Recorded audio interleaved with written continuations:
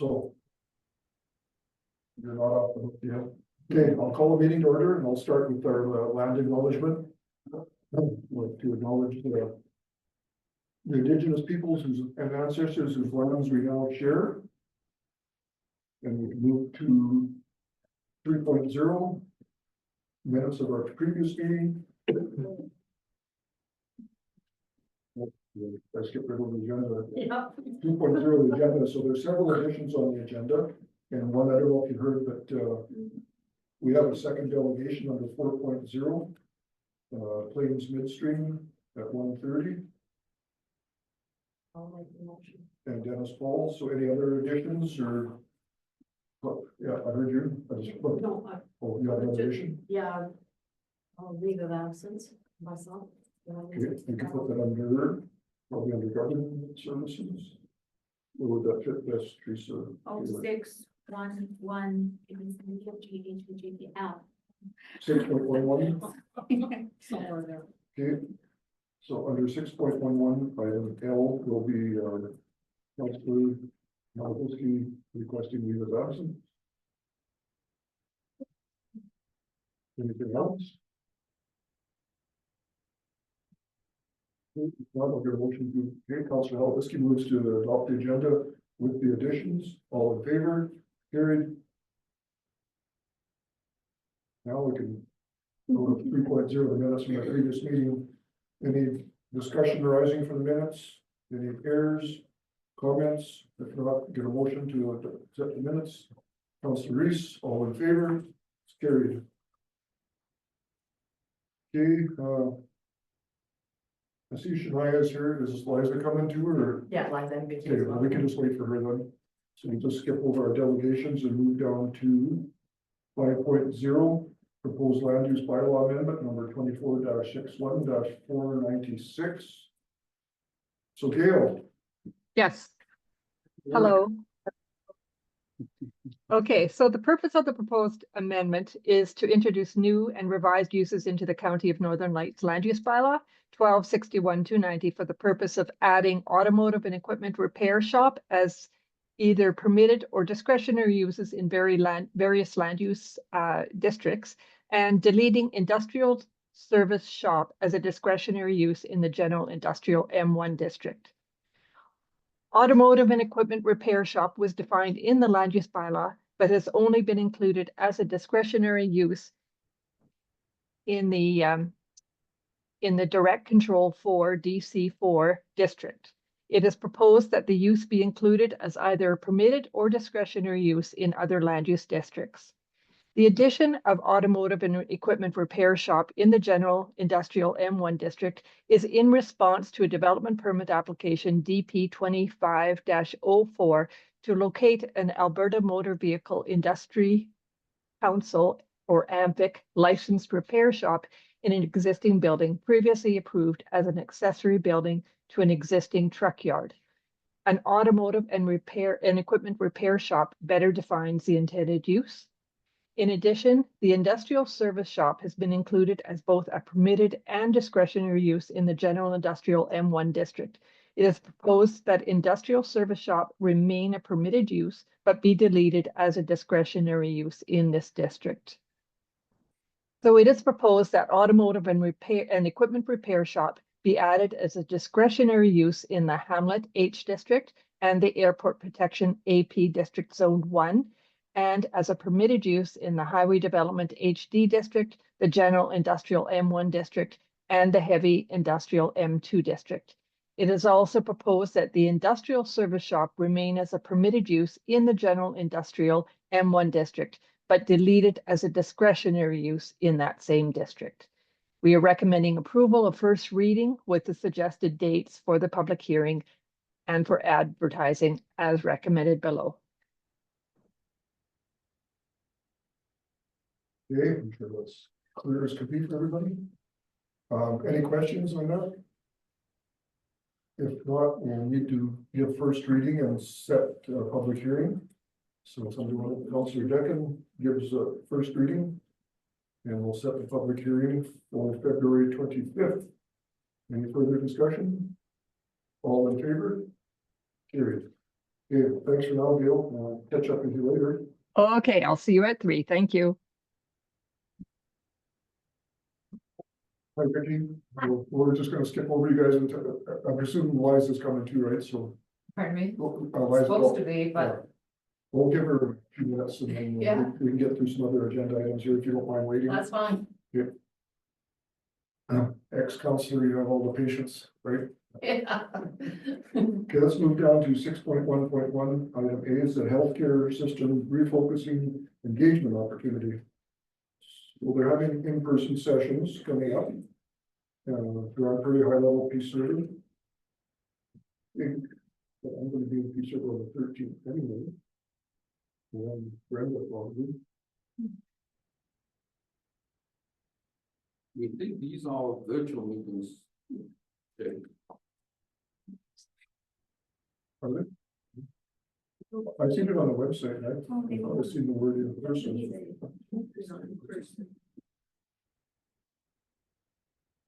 You said March 13, you in Peace River, but that's, I think we did in Grand Prairie that day. Yeah, that's right. So they all are in the 13th and 13th. Oh, there's another one. There's another one, March 13 in Peace River too, from 9 o'clock in the morning. Yeah, that's what I was referring to. Yeah, because Grand Prairie, is that going on? No, what's 4 to 6, it's which? 4 to 6. And this was at 9 to 11. Yeah, In Peace River. I think March 13. so that's our rec meeting, where we have determined where it's gonna be at, but I'm assuming it'll be in the south. So Brad and I and you will be there. If it's an in-person meeting, which I was led to believe this was in person. Yeah, it's in person. It says here in person. So I would like to attend. Anybody else? Okay.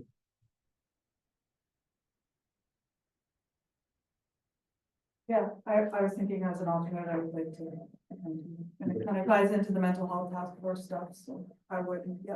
Yeah. And I can go ahead and register myself.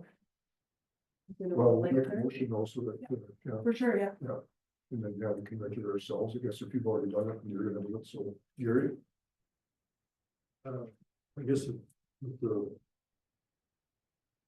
what do you call it, the retention thing should be there too, right? Or, no.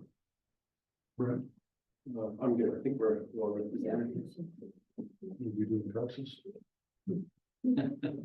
Okay, so we'll have to get a motion that, we'll, register those, or I guess we can self-register, yeah, if you want somebody, you can register yourself, or I think there's a link on the RMA page there. You decided, oh, right. Here's our ground. Oh, so, okay, well, straight, but I mean, you gotta, it's up to you which one you wanna attend, I guess, or This one, you got gravel one, yeah, you guys can, okay, and we'll get it both. okay. I'll make this motion. Okay, Councillor Reese makes that motion, all in favor? Carried.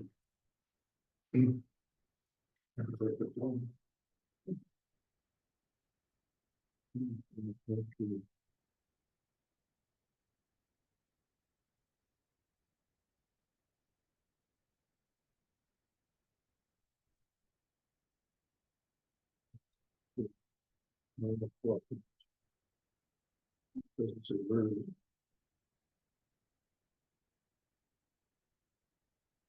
Okay, let's, I'll keep it order here. We'll skip back to 4.0, our delegations. First delegation was from the Manning District Chamber of Commerce. So if you ladies want to come up to the delegation table, or one or all of you, or it's, whatever you want, however you want to present to us. Oh, I can have a third chair for you.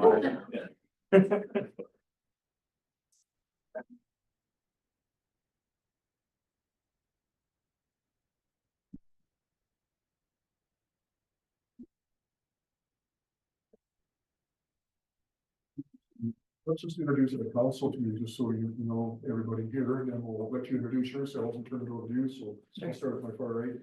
Brent Reese, David Tenny Valley. No, there's some people. Teresa Cover, executive city. I'm just thinking of this, yeah. Right.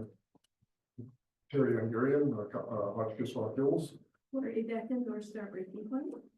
Brady's, it's gonna get some motion down. Jerry Taste, where we're going.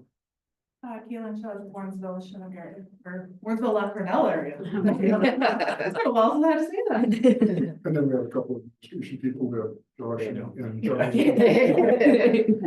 So we'll turn it over to you and, you can give us your presentation. So Liza Dahl, president of the chamber. I'm Shania Stone, I'm the secretary. Vicky Smith, vice president. Go ahead. Go ahead, Yeah. okay. So we're here today to visit you folks, to talk to you guys about funding for the Chamber of Commerce. There's a bit of a presentation. I think you guys all had a chance to see that. So I'm not gonna go through what you've already read. You don't need me to reread it back to you in the interest of time. We just want to reiterate to you guys the importance of the chamber to our area, especially as more and more things are happening with our small businesses in the community. We think it's even more important for the chamber to be involved in the community. There's the member benefits that's on the screen right now. Those are benefits that they get from the that the businesses can get from the Chamber of Commerce as a whole. But there's a lot of which are huge to some of our smaller businesses that don't have access to a lot of those type of benefits. But there's also lots of other benefits besides that. The whole point of joining the chamber, we tell people, is to connect entrepreneurs, business owners, and professionals together in one in one community. There's the member benefits again that's on your screen, the discounts that they can get for their business to help their business, small businesses as well. And then I think on the next screen is our chamber bucks. We've had quite a bit of success with our chamber bucks. We've had a lot of the larger businesses in town use the chamber bucks as bonuses for their staff and whatnot. And that encourages people to shop local. So that is something we'd like to look at, maybe trying to do year round. Right now we do it at Christmas time, but we would like to try and maybe look at making that a permanent program down the road. Next screen. We also have our Facebook page and a website. Our Facebook page is quite busy. It shows any of the businesses can send things to us and we will put it out over our Facebook page. So it's a good opportunity for advertising for any of our businesses that's free to them. And it reaches out to all of our members. We have over 50 members in the chamber right now as well. So it's a very important part of what we do is that Facebook page. And we also have a job board as well. Businesses in the community can send any job listings that they have and we'll post it on our job board, which is up at the drugstore. I'm not sure what my next screen is. Oh, well, that was a thank you. Okay.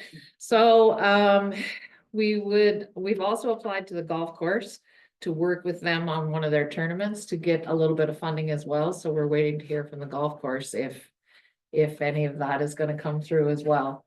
But in the meantime, we're counting on you folks here at the county and the town as well for our funding.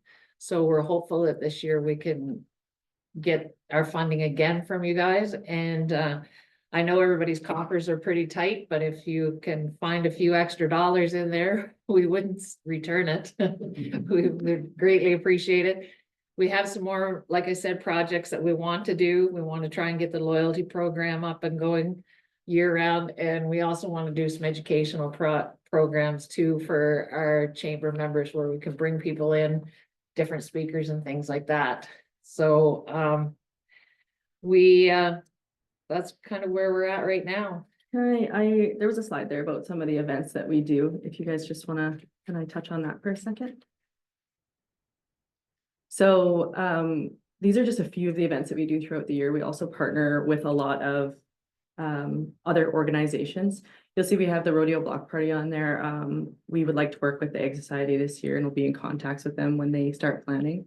And we're hoping to do more of that, is to connect with people that put on community events, because a lot of the businesses are being asked privately to do it. So if there's something that us as a chamber can put out to all of our members collectively and get more people involved. That's the same with the Canada Day celebration, things like that. You guys will see that we like to partner with as many events in the community as possible because our businesses do like to give back, and that's a big part of the community. We also partnered with the road hockey tournament that they had at the arena. The last few years, we helped out with that as well, so. Yeah. Hmm. Liza, do you have anything? No, I'm still fairly new to all of this, so next year probably. The loyalty program that we are talking about, though, is the one at Christmas where you get the stamps during, and we would like to run that year round. It was very well received this year. And we feel like it was just pretty short. It would be nice if we could promote that year round, get some people back into local businesses. Keeping them local as long as we can. One more note on the job board too, just so council is aware, we use that as kind of the primary source for job openings for the rural renewal stream applicants as well, so that's where everybody gets posted, just kind of, it's already there, it's not the one main centralized job board that we have, so that's what we're relying on. Any questions from council? I see, in your financial statement that municipal contribution is 20,000, so I'm assuming that's 10 from the county and 10 from the town, is that how it works? Yes, And yeah. you'll be approaching them again, or maybe already have? not yet, no, but we're going to, yeah. And do we have representation on the chamber? Does the county have one? Josh or Trinity maybe, or, yeah? Yeah, it's usually. When he makes it. Yeah, yeah. I'll say it before they. Okay, well, good presentation, because there's no questions, so. Yeah. Answered all the questions. So- We know how important you guys are. So- Question. Yeah, go ahead, Linda. I was just wondering what is your membership fee cost, and does it go by size of business or anything? It's tiered based on the number of employees. So there's, I want to say 3 different levels based on the amount of employees that you have.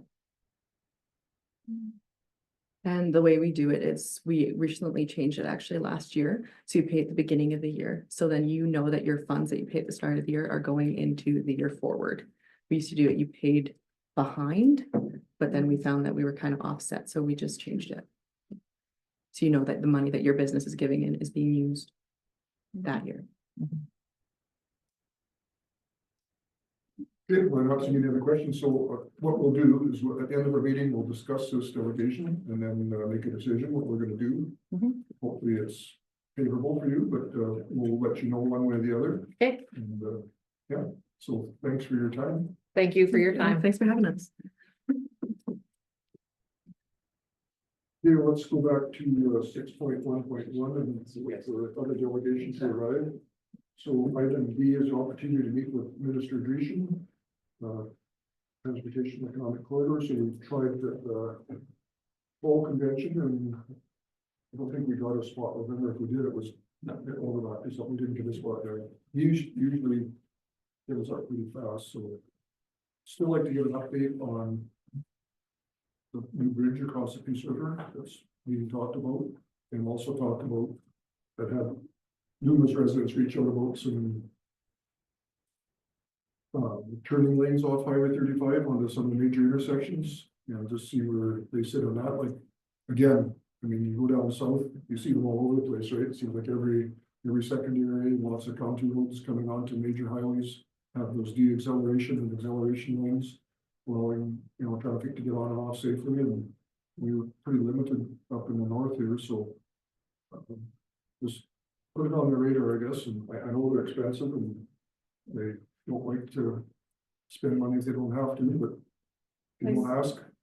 I was gonna say, I see like on the Trending 55 news, he put out a statement about the Peace River Bridge, so I don't know how much more he'll say than that, other than fall 2026, and it's going out to tender for contract at the beginning of the year, but. I thought they already awarded a contractor. In his statement that was just a few days ago, said that they were putting it out for tender because all the beams have to be changed, or all the hangers have to be changed and stuff. There was a long press release about it. And then he also talked about the Creek, 686. Ferry, and 686, yeah. No, I've seen that too, but. Yeah. Yeah, I figured the Peace River Bridge would be like another couple of years yet, so. Now they're saying fall 2026, so. We'll wait, hold our breath. Yes. So I don't know, any other topics? Can I just mean, make it a kind of limits you suggestion? to how much you can, go in there and take up their time. but Can I just make a suggestion, instead of the Peace River Bridge? Should we maybe talk about the Manning Bridge, they're planning? Cause it's, so, I mean, I could get you information on Peace River Bridge fairly easy. But nobody seems to know where they are in the planning phases. Because, sorry, let me back up, it was being planned, and then it just kind of went radio silent. For this one in town, like I know they did their patch job. That bought them maybe 3-5 years tops. So when I talked about the Peace River Bridge, I meant the one potential bridge at Tompkins Landing or Carthagena. Oh, So now sorry, yeah. Yeah, not the one in town, so. Yeah. So we can do both, Charles. Yeah, well, I Because just actually- think it would be a good idea to bring. Yeah, Bring it up. because, I mean, there's 3 bridges in our county, the Naughty-Cuan, the Hotchkiss, and the Nico. Yeah. All about the same vintage, they're all gonna kind of expire at the same time, so. Yeah. Those other ones are gonna be a major challenge too, to replace or whatever they have to do, so, yeah. Oh, yeah, well, this one in Manning is, and I think that's kind of why it went radio silent, Right, was because it's either, well. Build a pretty good detour or realign that. fly forward. Yeah. Other questions?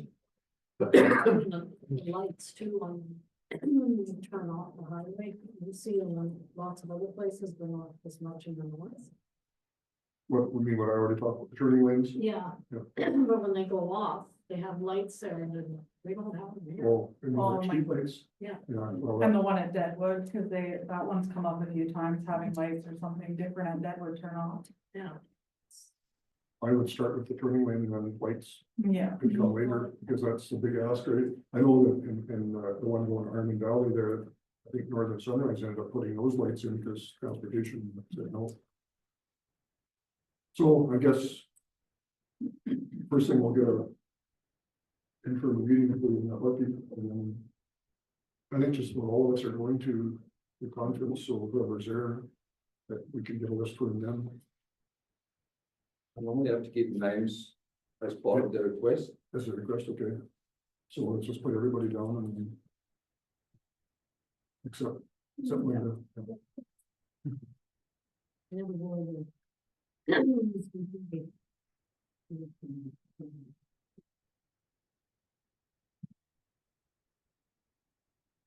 Okay, so we're gonna motion to have administration reach out to his office and see if we can get one. Councillor Thies makes that motion, all in favor? Carried. Item C is a Peace River School Division.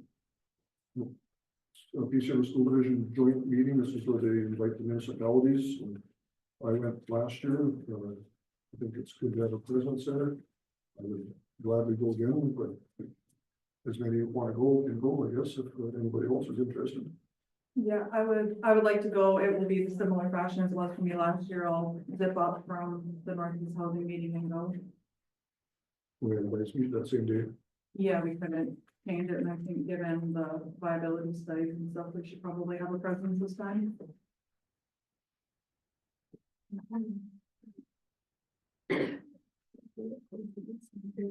So you'll go, Caleb, then? Yeah. Gary?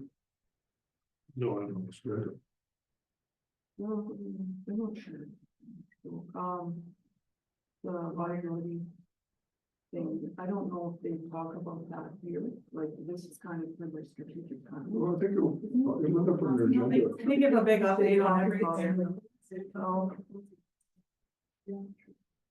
They give a big trustee board update usually on what we're doing, current projects, current advocacy And work even that if they they're don't working bring it on.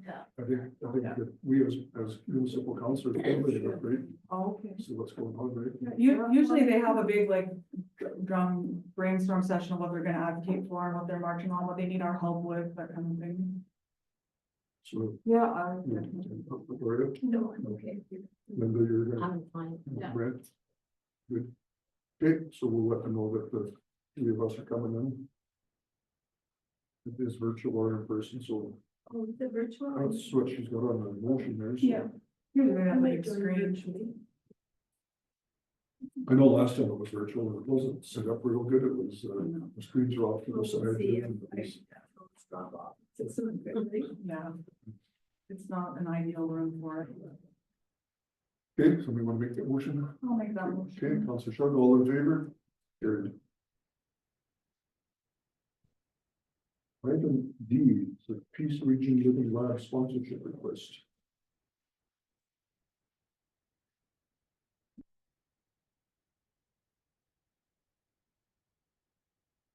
Anybody in the speak to this? Have you ever seen this one before? Okay, we can just skip over it, it's all easier. He's just on the wall. Get him. You can probably advise him that I can speak to it. Okay, let's just move to, we'll just come back to item D, we'll go to item.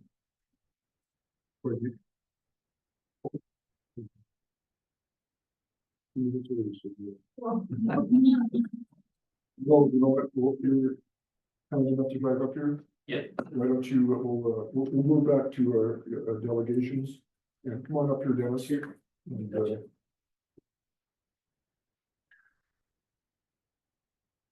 so good afternoon. Yeah, good afternoon, So, council. let our council introduce themselves to you, so you know who you're talking to. Okay. And you can introduce yourself, and we Sure. can have a brief discussion about what's going on in the Richland world. So start with Absolutely. people. Keelan Chuck, I represent Morrisville, La Cornell area. Okay, Very taste, whatever. Randy Usinski, Dixon, Wilshire Valley. Reeve Terry Star Breaking Point. So Terry Ungarian, Hotchkiss and Pop Hills. all right, Rock Hills. Good afternoon, I'm Gareth speaking, I'm the CEO. Teresa Tupper, Executive Assistant. Then the hell whiskey gave me the cartridge. All right, And I let a couple of administration people introduce themselves. Charles. oh, thank you. Yeah, you betcha, And Josh Hunter, Director of Finance. okay. Dennis, we just thought that, I hope I don't have to repeat everything, but at least I know the names here. Okay, what's going on, the report that you sent to council at our last meeting about potential for some catastrophe on your pipeline going down the Peace Valley. And we know how important that pipeline is for the industry, going north to all the way to Norman Wells, right? So sure. I don't think we have any solutions other than, you recommended diverting some water as maybe a temporary solution, but we just didn't think that was probably gonna work, putting water, pushing the problem from one area to another area, that putting another landowners or Alberta Transportation. And so I guess we want to be cooperative, knowing that you're a good industry partner for our municipality. And we want you to recognize that we're not just shutting the door and saying. No, absolutely. Solutions.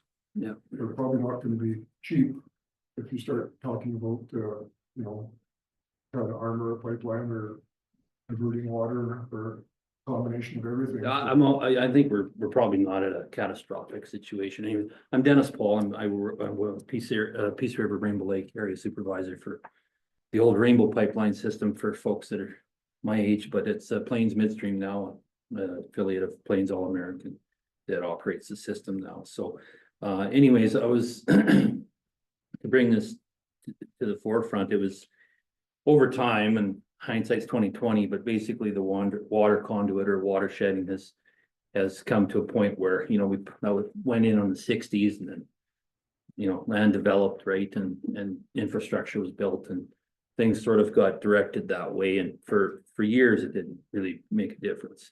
But at this point in time, with erosion factors and time, it's come to the point where we're it's getting a little tricky down there in terms of bank stability. Peace River glacial till, it's always moving, so it's not very good dirt to begin with on the hills. But that said, I'm coming here, as friend, not full, that's for sure. We're just wondering how we can maybe partner with those who work up above, and where we've got to deal with this situation down below, more or less in the hills there. But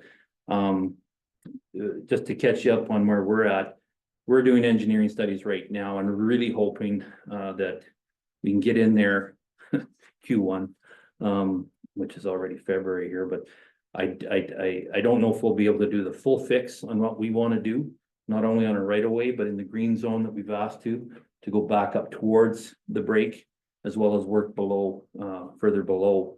I'm sure we'll get that granted to us from the Crown in order to deal with an environmental situation.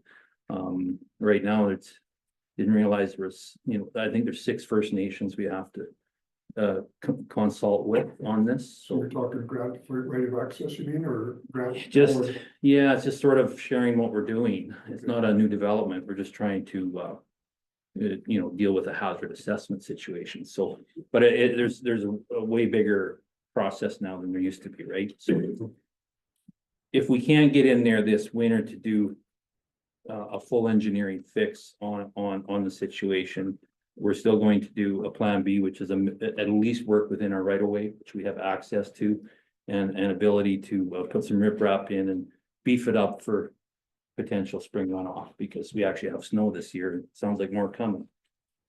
That said, we were gonna do, as a responsible operator, do whatever we have to do what we can down there, either this winter and next winter. So we've been working with Clem on access and use of temporary space, and that's been no issue. So Clem has been good to work with and always has been. And so then looking back up to where, everything comes in and down, we're just looking to see if there's any possibility to not fully redirect the water, but somehow alleviate some of the water. Like, can a little bit go this way and a little bit go that way? And haven't asked for too much, and I'm no civil engineer either, but basically we're looking for where it comes into the last crossing point to go to shed east towards the river valley. There's 3 big culverts where it rolls through. We were just asking for maybe to consider 1 culvert to go south, and it doesn't even have to be as low as those 3, right? It could be like a relief culvert. So if it starts swelling and getting big, we can maybe shoot some water to the south. That's all. So that was a 1 culvert ask. And then further west from that situation, we're collecting off a couple of sections there. Is there any way to, and I don't even know if it flows, maybe it does flow that way, part way starts to go back west, I don't know.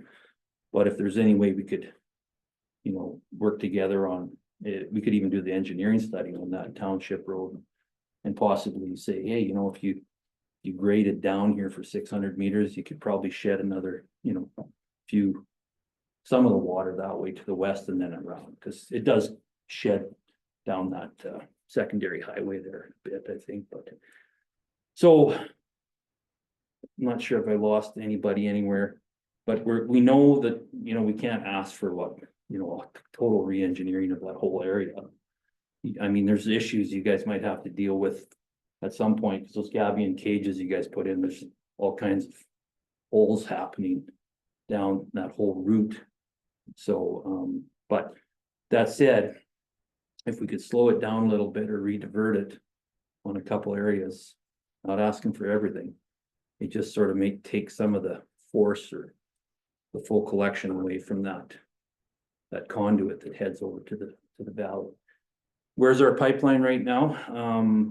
We have a 20-meter right of way, and on the south side of it, water falls over, and it's been eroding and falling away on that west side. And basically we're 5.5 meters away from probably exposing our pipeline from erosion. So we're going to get in there and do something this winter because we have to. But if you jumped off that edge, you're about 10 feet down, and you're probably eye level with the pipeline in the buried right away. So it's getting there. Our engineers say, hey, we're 2 or 3 major water forces away from possible, a meter from the pipeline. It's all calculated risk and guesses. That's why they get paid to figure that out. But anyways, What's the diameter of the pipeline? 20 inch. so. We're looking at just trying to, if we can get into the green zone and get up to where the edge of your roadway or road allowance, to widen it out, you know what I mean? Really widen it out so it trickles down, trickles over the right of way. And you just don't have a force of water coming across. So those considerations, we're not asking for it to happen tomorrow, possibly in the warm weather seasons, the spring, we could look at how the runoff works. Do some study on that water shedding. You know, it's always easier to do civil work, you know, spring to fall. Maybe that culvert goes in the summertime if we want to partner up. And then we look at, well, we could do a little bit of grading on the one side, and maybe shed a bit of water that way. That's all we're asking. And if we can partner any kind of, you know, taking a percentage factor or trying to reduce a little bit of water away from that when it's full out, and so. Thanks, Dennis. I'll let Charles probably speak to that. So at what point is, I don't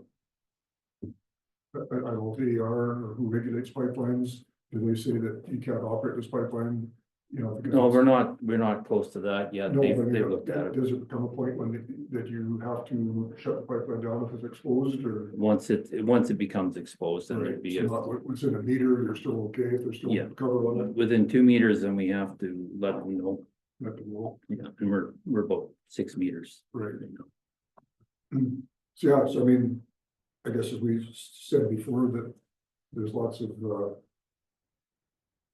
parties involved, right? I mean, there's landowners, there's Alberta Transportation, because we're talking about diverting water to their right of way. Yeah. And then there's the county, and then there's you guys, right? So it's gonna have to, I'm glad to hear you say that you have an engineering working on it right now. Yeah. You know, kind of come up with, you know, some elevations and water courses, and I don't know if that's part of their study, but without. Well, we haven't gone up top because that's not our infrastructure, but I think if we get some guys back, we'll pick up the bill and run that profile or elevation profile on that township road and just say, hey, you know, it's not a big job or it's a big job. And all of a sudden maybe you're doing some road work up there with your equipment. Let's scrape this ditch and get it running over that way a bit.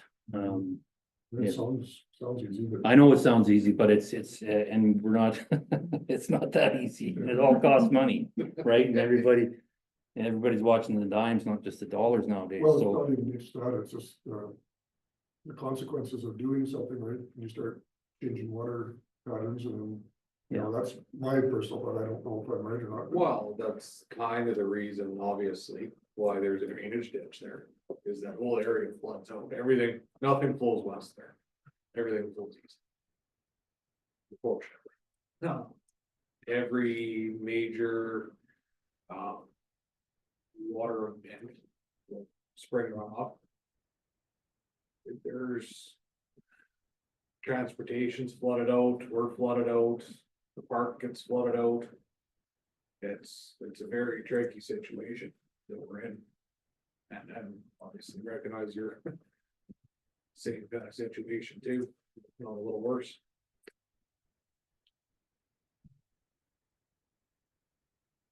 Even if that relief culvert goes south there, let's say we put one culvert in just to relieve on a high water situation. It probably will wiggle back. The way the drainage is set up through the land that's south of us, but at least it's. Coming back around and it's not part of that. Whole shoot, what I mean, like. I'm just trying to talk like a farmer here, in terms of figuring it out. We would still have to involve transportation with one, because it's gonna. It is going to affect them. And especially in that area, I'm just looking at the area now, it's very tricky situation, and it will. Because we met with most of those landowners that are along that chunk where you send the water, and it was made abundantly clear that if we send water down there, they'd concrete the pipes.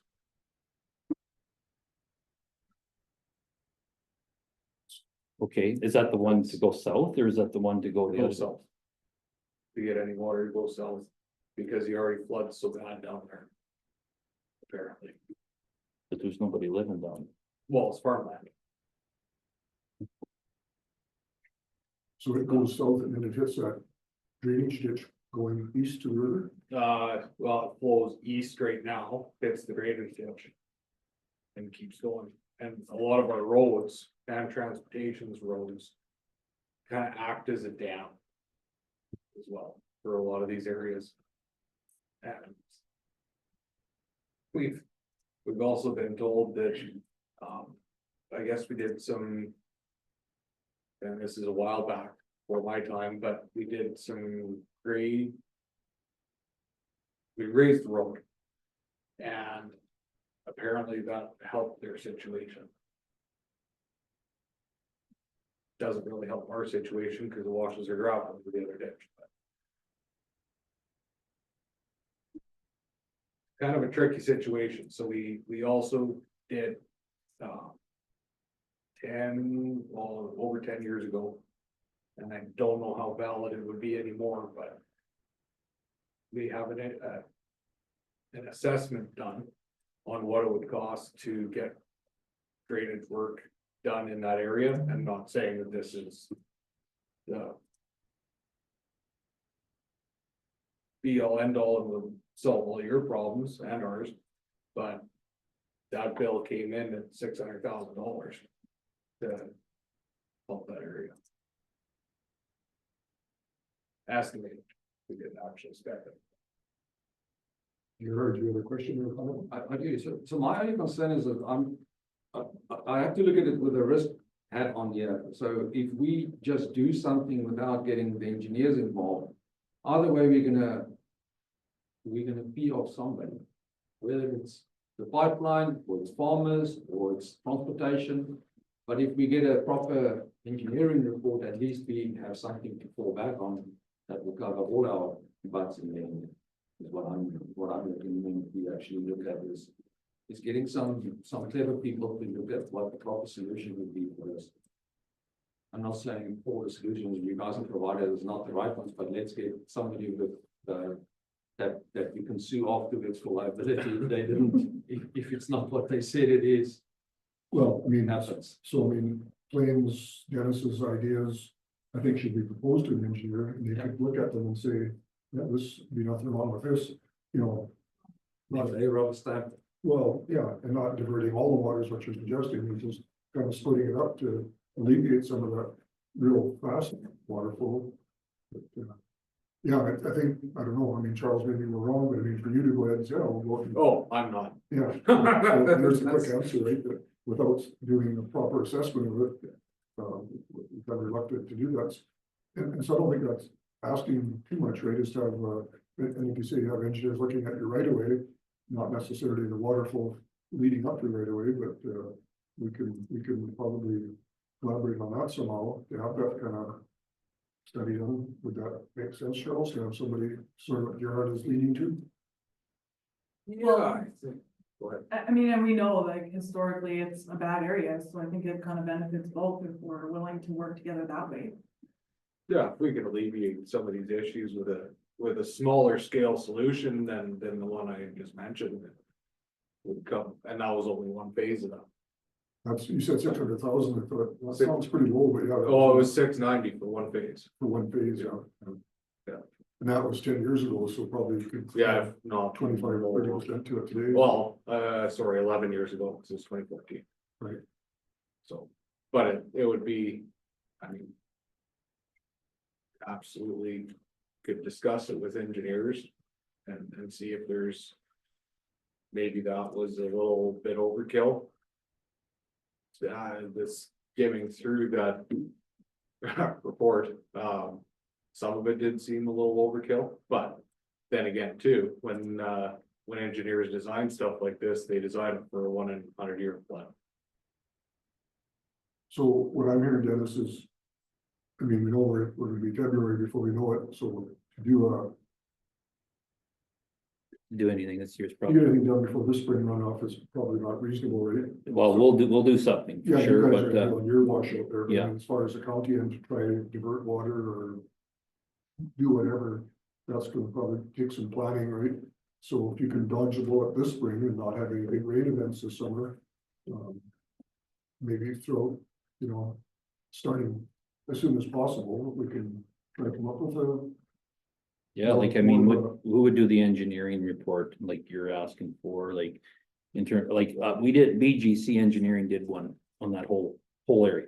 I think I shared it with you way back. It talks about, it's an initial engineering study that I'll share back Yeah, to you, and it talks about quite a bit of the shedding out of that area. But it's a start point for maybe a reset. But when you say collaboration, does that mean,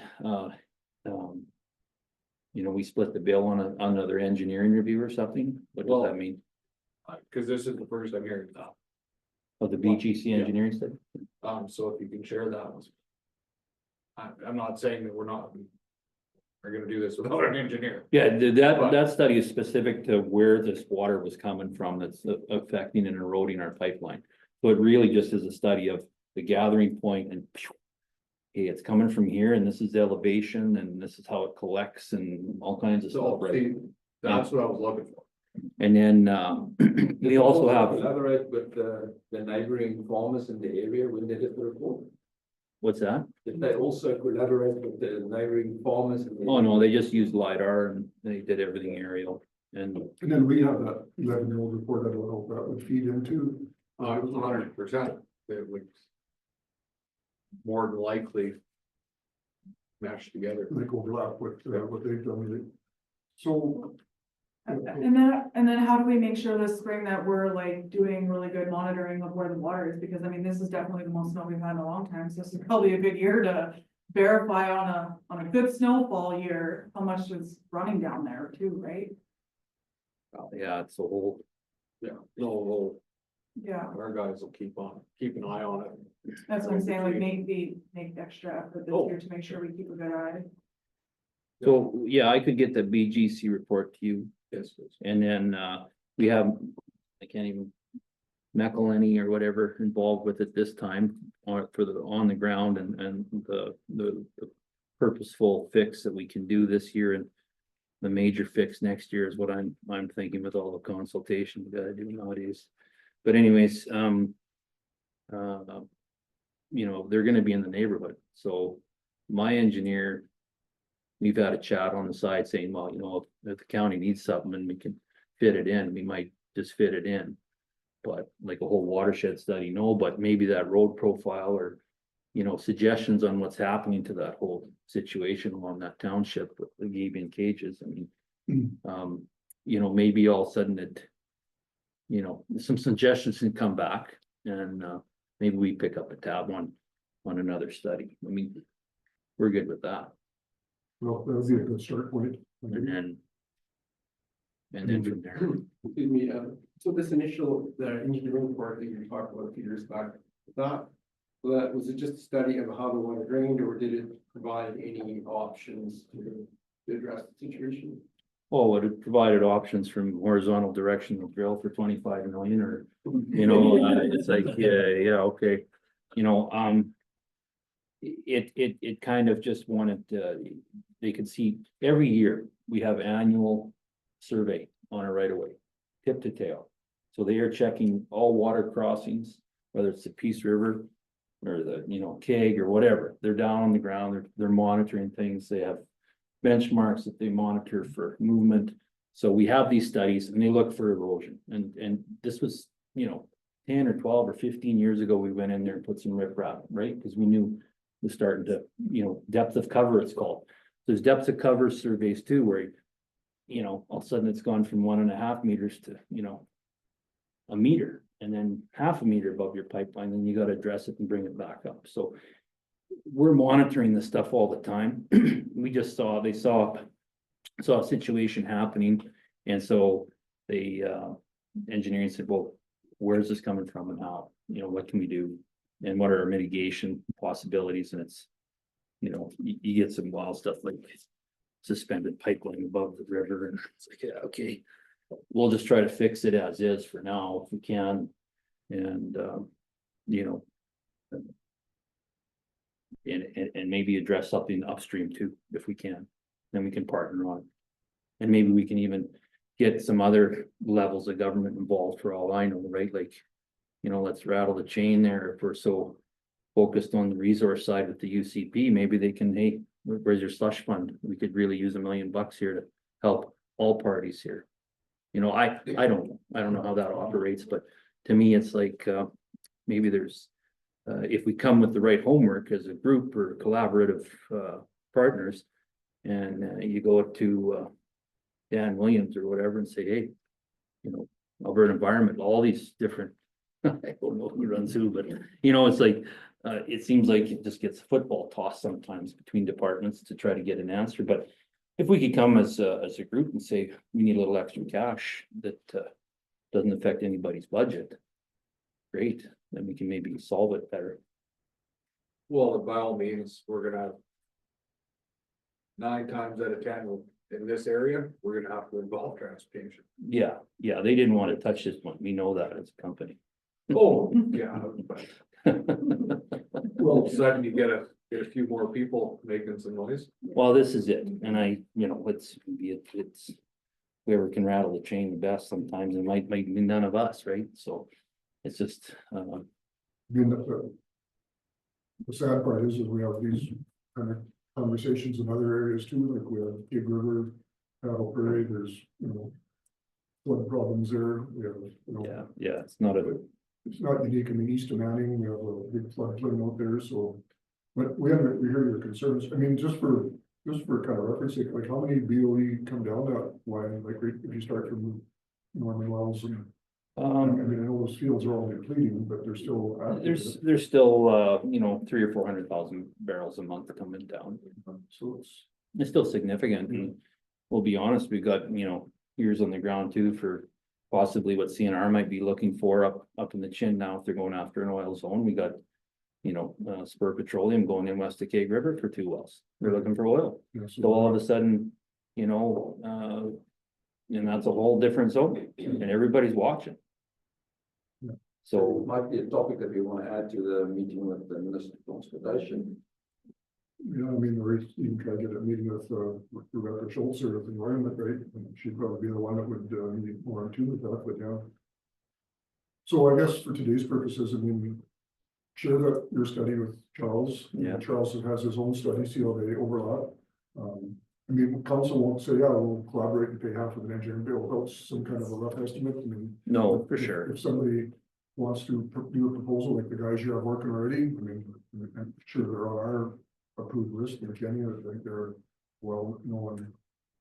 You know, if we're gonna spend you know, a couple $1 million trying to make a fix just over the edge, be great if, you know, we took a little bit of pressure off everything, you know what I'm saying? Like, we're gonna put a lot of money into this.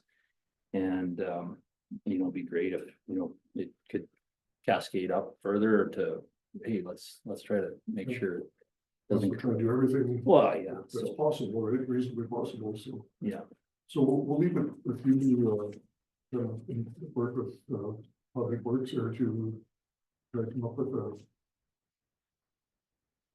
I'll share the It's not gonna study be and. immediate, right? It's gonna be something that's gonna have to be looked at over the summer and fall before we get into working conditions a year from now. See what that would look like, and then we can kind of decide how much we can hold out. I don't know if that sounds reasonable. Well, it's probably realistic, right? So, I mean, nothing moves fast. That's not Dennis. Yeah, nothing moves fast. So, I mean, No, it's, it doesn't. yeah, if we can get some homework done and then, you know, Sure. I'll go forward by the end of the summer or into the fall so that we know our permanent fix might not, I have a feeling it won't happen till this time next year, just Right. because the way things move. I agree. And then, maybe by that time, we know if there's anything that's gonna happen up top too, right? So, All right.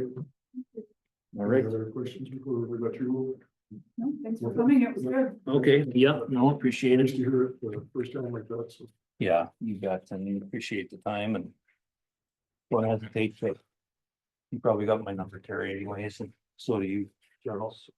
Yeah, you can connect with them. Yeah, Okay. we'll see how the story unfolds in time. Thank you. Thanks. You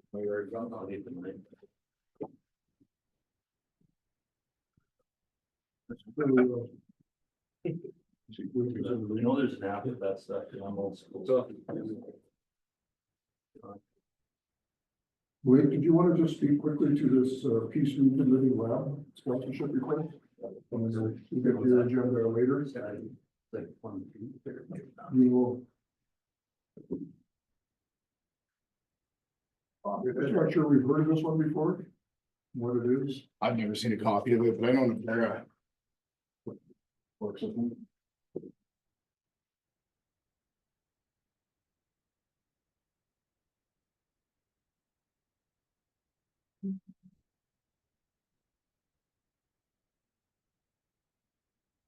I know Navera does 5. They do 5 people with a soil benchmark thing and then 5 with a Peace River Living Labs, but I'm on the soil benchmark one personally, but I'm not on the Living Labs one. So I'm not exactly sure what it's about, but it looks for sponsorship of their conference. So that they don't even have a, oh, they're asking for it. $1,000, is that what that says at the top? Well, there's 1,500. 500, 250. There's 3 options. On the third page.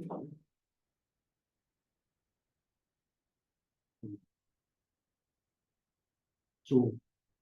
You don't. I guess this is when you participated in before, as I recall. No, I don't ever recall seeing a sponsorship for this. I mean, would we find a pair, would it not make sense for the pair to do a sponsorship, or are they one of the hosts, or? I don't know, Para participates in this. Like I said, they have 5 people. They're probably already going to it, but I could reach out to Jose and see what they're doing. Too. Yeah, I mean, see if they got a sponsorship request. You never heard of one, Gary, or? No? No, I mean, this was mentioned today, but, and this is the last 2-3 years that this is Living Labs thing has come up with this. With the hard R, and that's when it started showing up, and I'm in the benchmark for the, the soil thing too, but, I'm not sure what, like, it's sort of a thing. Well, but part of it is for the core, what you said today is for core producers, first day, and then the second day is for the other, or for the general public, so. Okay.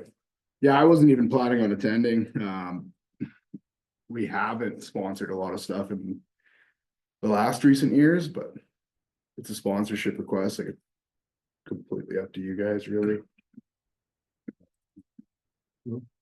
So council decision, do you want to say no, or do you want to give them a little bit, or do you want to give them lots?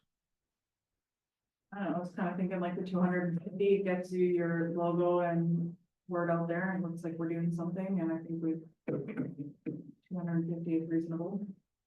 Yeah. I mean, unless somebody wanted to go, I guess, then you could bump it up to 500 and then you get a complimentary ticket, but I don't know if we have anybody wanting to go or not, so I'm okay with the 250. Well, I was thinking I was gonna go, but Oh, well I'm then, sort of, I can. Like that, I'm part of it already, like through I'm on On the board for Navera. Well, I'm on the board there, but I'm also, they're using my land as a benchmark, so I was gonna go on that, just for the, well, I mean, I'm okay doing the 500 gets you a complimentary ticket anyway, or 250 and you go on your own, whatever. It sounds like he was already getting paid to, Yeah. you're gonna get free Okay. tickets anyways. So then I'll make the motion to sponsor at 250 and at least get our logo up there then. On their website, they've got Navera's logo. Say if they're a sponsor or not, it's weird that the logo would be there. And probably because they're one of the organizations putting this together, probably, right, so. But this way to get the county logo on there, if we do that 250 and Jerry, your registration is paid for by. oh, Yeah, if not, it's not that big a deal. Well, then you can give us some feedback, and if it's Yeah. something worth value, then maybe we can look at doing it in the future or whatever. We can Okay. work out. So a motion by Councillor Sharp that we sponsor the rural ground soil health seminar at the 250 level coming to the council grants. Any discussion? All in favor? Okay, we'll get back to you at 2:15. Is it okay? Yes. We've got the conscious of time here, so item E is the Women in the North sponsorship. You can see we've done the last couple of years. I think even longer than that, but that's the two most recent years there.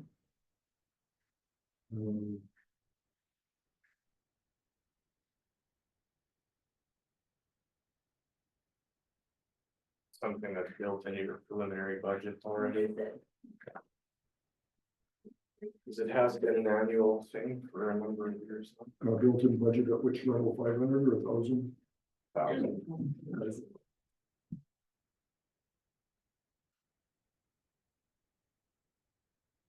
Well, I see, it's 500 to each. So we'll be sort of one planning to get it.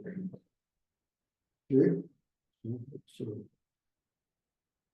We'll make that motion to sponsor at $1,000 again, Women in the North. Okay, Councillor Hughes has made that motion. Any last thoughts? All in favor? 261 or 2, or is that later? The registration isn't open yet. Oh, Okay, item F is 2025 Rural Crime Watch AGM and Symposium. It's the one we held in Peace River last year. Did anybody attend last year? I did. You did it. What was it? That was my feeling too. I unfortunately can't attend, I do sit on the crime watches, but I think that there's a lot more value at the local meetings. And I mean, I'll be at ACPA, and that's kind of way better value than these meetings generally seem to be. They're pretty much a pretty formal AGM meeting, and they're not, in my opinion, I'll make a motion on the second motion.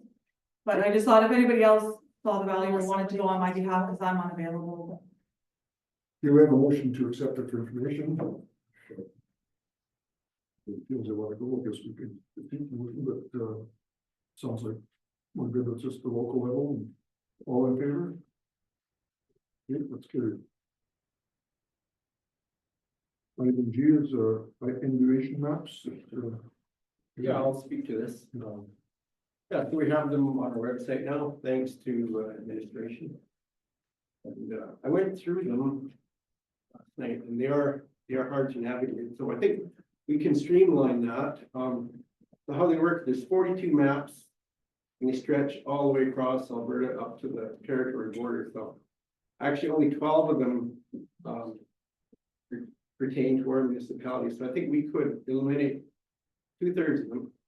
And their maps they've got a number on the left margin. It's a sheet number.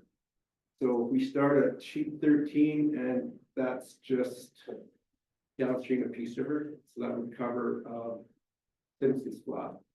And then sheet 24 takes it to Arcadue, and we can end it there. So we could only have those 12 sheets, and that would cover our municipality. And then sheet 17 covers Sunny Valley and Linus Flat. So we can put our locations on those maps, like BC Hydro should have, they didn't, but we get, if we could mark those locations, Simpson's Flat, Sunny Valley, Linus Flat, Arcadue, be the main ones, right? How about the practice lots we got, you part of clean? Further down, I don't think anyone lives down there. How would you part of clean as this? But anyway, I see what you're saying, just. Mainly I was concerned about where their residents, where people live, so that if they're marked on there, then people can go on the website and there's only 12 maps, they can find if there is marked. Then that's the hardest part about it, is finding where you're at. It took me an hour to go through it, and actually I had to take another map and match the contours. But once you find them, once you've got your area, then it's not so bad, right? If it's marked on there, then it makes it easier. And then it's good information on the map, like in the headers there, they've got you know, the flood crest time, the time that it takes to reach, you know, the maximum time for the peak flood, a lot of good stuff there, but it's just difficult to find where you're at. So if we could do those things, then we could take some of that data off. And label them more clear than like. Right, yeah, have our label with the locations, Kind of local, not. right, yeah, like I say, Sunny Valley, Or Mercer, Simpson. yeah, Mercer, that'd be on the first one too, with, since it's flat, I believe, you know, that's the first one, so that was the sheet 13, Mercer. But the rest of them we really don't need. How about, like, what do you consider the white mud flats there down where Larson's are and Grinders? Yeah, that would, I didn't actually find that specification, but that wouldn't be too hard to find, yeah, that would be a good one too, because people, stay down there, yes. And then Trevor Paul, which I know hasn't got any residence, but he's got flat stone below. But, Yeah, yeah, it wouldn't be hard to mark some of those. but you're saying the ones within our municipality. Right, right. But, that would take 2/3 of them off our site. That sounds something reasonable administration could do? Okay. Kate, let's get a motion to accept that verbal report and, we'll update the website with the information maps. Do you make that motion? Okay. Video. Well, that's okay, Yeah, that makes sense. Okay, Councillor Reese has made that motion. So I guess regarding the maps and to update the website, or is that where they're at? Going to put them on there? yeah, they're on there now, it's just to streamline it and make it a little easier to navigate. Okay, all in favor? Carried. We can take a break before we break, or do we want to talk through it? Okay. So item H is an addition, I'm adding a food bank society funding request.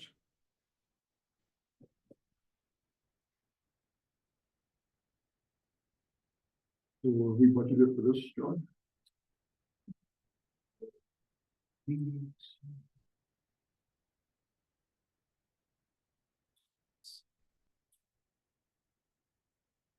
I think it expired actually, our last motion, at the end of last year.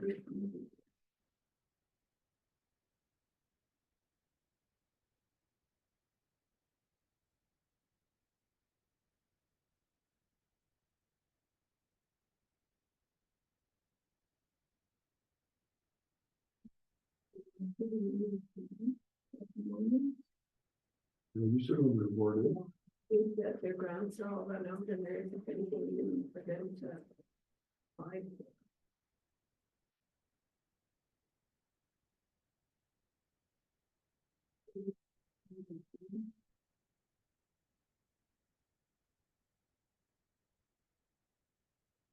So we didn't provide a financial statement.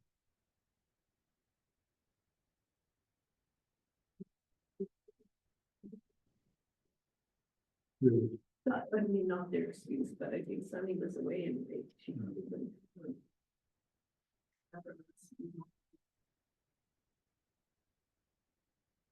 we had a 3-year agreement with them before. Just trying to find that. We paid them for 2 years, it looks like, so far. At what level? At the 10,000. 10,000 a year? Yeah.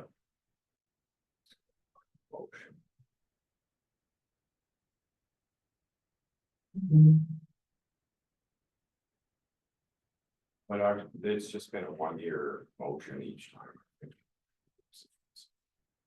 Paid them 10 grand in 22, 10 grand in 23. And nothing in 24.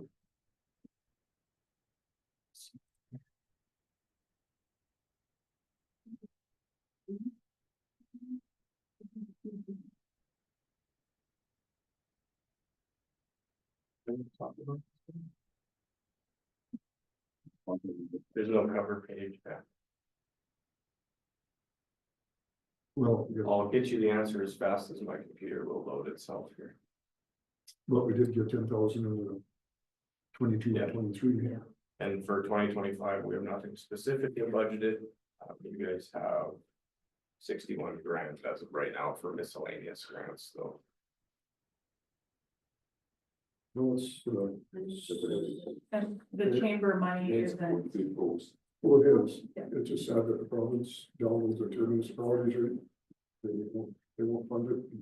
The We also, chamber money, we usually stick through economic development. and that's your tagged already, because they're asked earlier today or no? Because they didn't have a valid motion either, so Okay, it'll bust on budget up. but it would come out of not council grants, okay.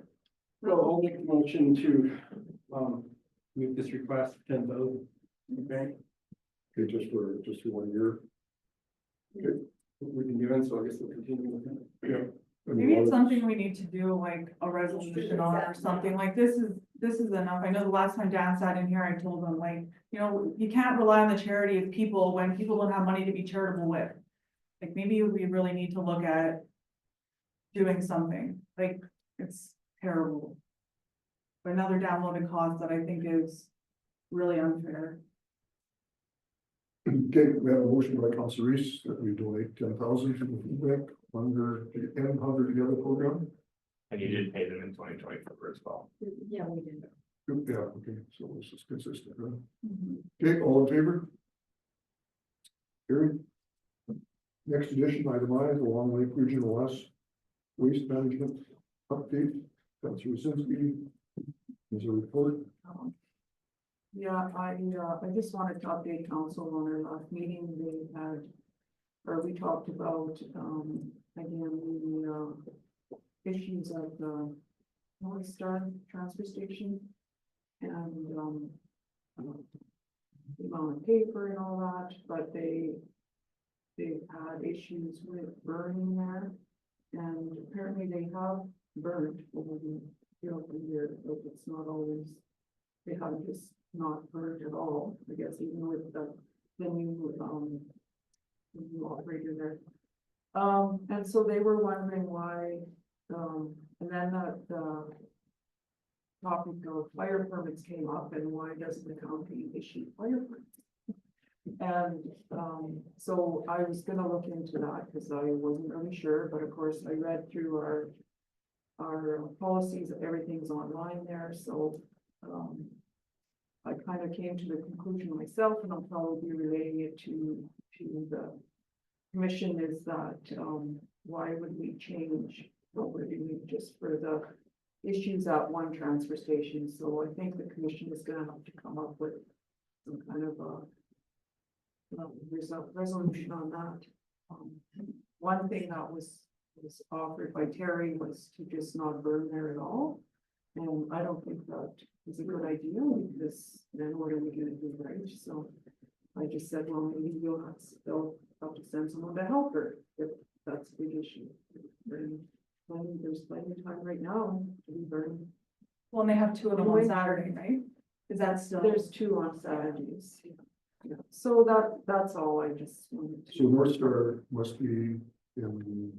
It's in the protected zone. white zone. Yeah. It's in the white zone, the green zone, She said white zone. the white zone, you know. So it's like forestry doesn't issue for the white zone. Well, that's what she said. What's the, That's- Well, so what's the issue? forestry issues all of them. You just have to go to forestry, like I have to go to forestry to get a burning permit too. Cause you're in the green zone, right? No, well, no, You're in a white zone. I'm not agriculture too. No, but even there, like my home quarter, I have to get a permit. But my quarter north of me, out wide open, I don't need a permit, right? So they have different zones where you have to get a permit or not. And I know Terry brought it up before in a meeting that I sat at before, and she said that was a big hurdle being in a white zone, and it had come up with it. From the county or the town. Like I know for in the south end, that I just direct people to, fire to Peace River if they wanna do fireworks or whatever, but. But she also Or need a talked, special. she also talked about burning in that big incinerator, is that Yeah, an issue yeah, too? You need You have to have a permit if you're in the white zone, Terry said you don't need. Well, one. I don't know where they lie, and maybe they're. But I guess if they need a permit, then they go to forestry, that's who it is, all right? Well. That's the word.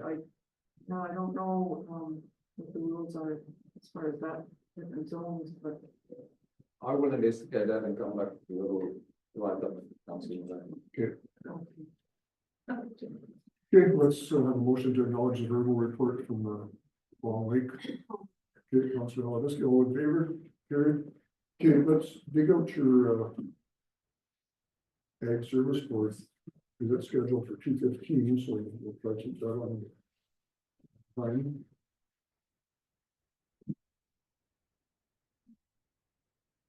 So we'll just adjourn our regular meeting. We'll call to order the ag service board meeting at 2:17. Adoption of the agenda. Everybody found it? Anything to add to it? Seeing none, get a motion to accept the agenda. Councillor Shug, all in favor? Carried. Minutes from our previous meeting back in December. Any business from them? Not, get a motion to accept the minutes, Councillor Fee, all in favor? Carried. New business for 63.01 ag service board Field report. What do you got for us, Blake? Just a general annual report have to do. There's no questions or anything. We can just accept it for information, but pretty standard. Same things we've been doing for the last 10 or so years. So I see in your report that you issued 1080 pills over the year, but now you have to turn those all in. Yeah, so we got that called back in November, early November. So we returned the rest of that, but hopefully we get it back for calving season, is kind of the hope. But when I handed them in, I asked them, I said, when do you guys think we're getting this back? And they said they're pushing really hard to have it by March. It's kind of what they said. So hopefully, it sounded like it's just some label requirements. From what I understand is their label specifies that there has to be 25 pills in each bottle. So every time then you take 3 or 6 pills out of the bottle, it's now technically not labeled correctly. And the pest regulation doesn't allow for decanting, which just basically means you're removing some pills and then leaving it. So they're going to pre-package all the labels in either vials of 3 or 6, and then it'll have a 3 or 6 label, and then you never remove any. So instead of having like 1 pill vial with 25 tablets, I'll have a bunch with 3 or 6 in it, and then I'll just give so many to a producer, and then that's it, right? That's the new solution, kind of what we got shut down from.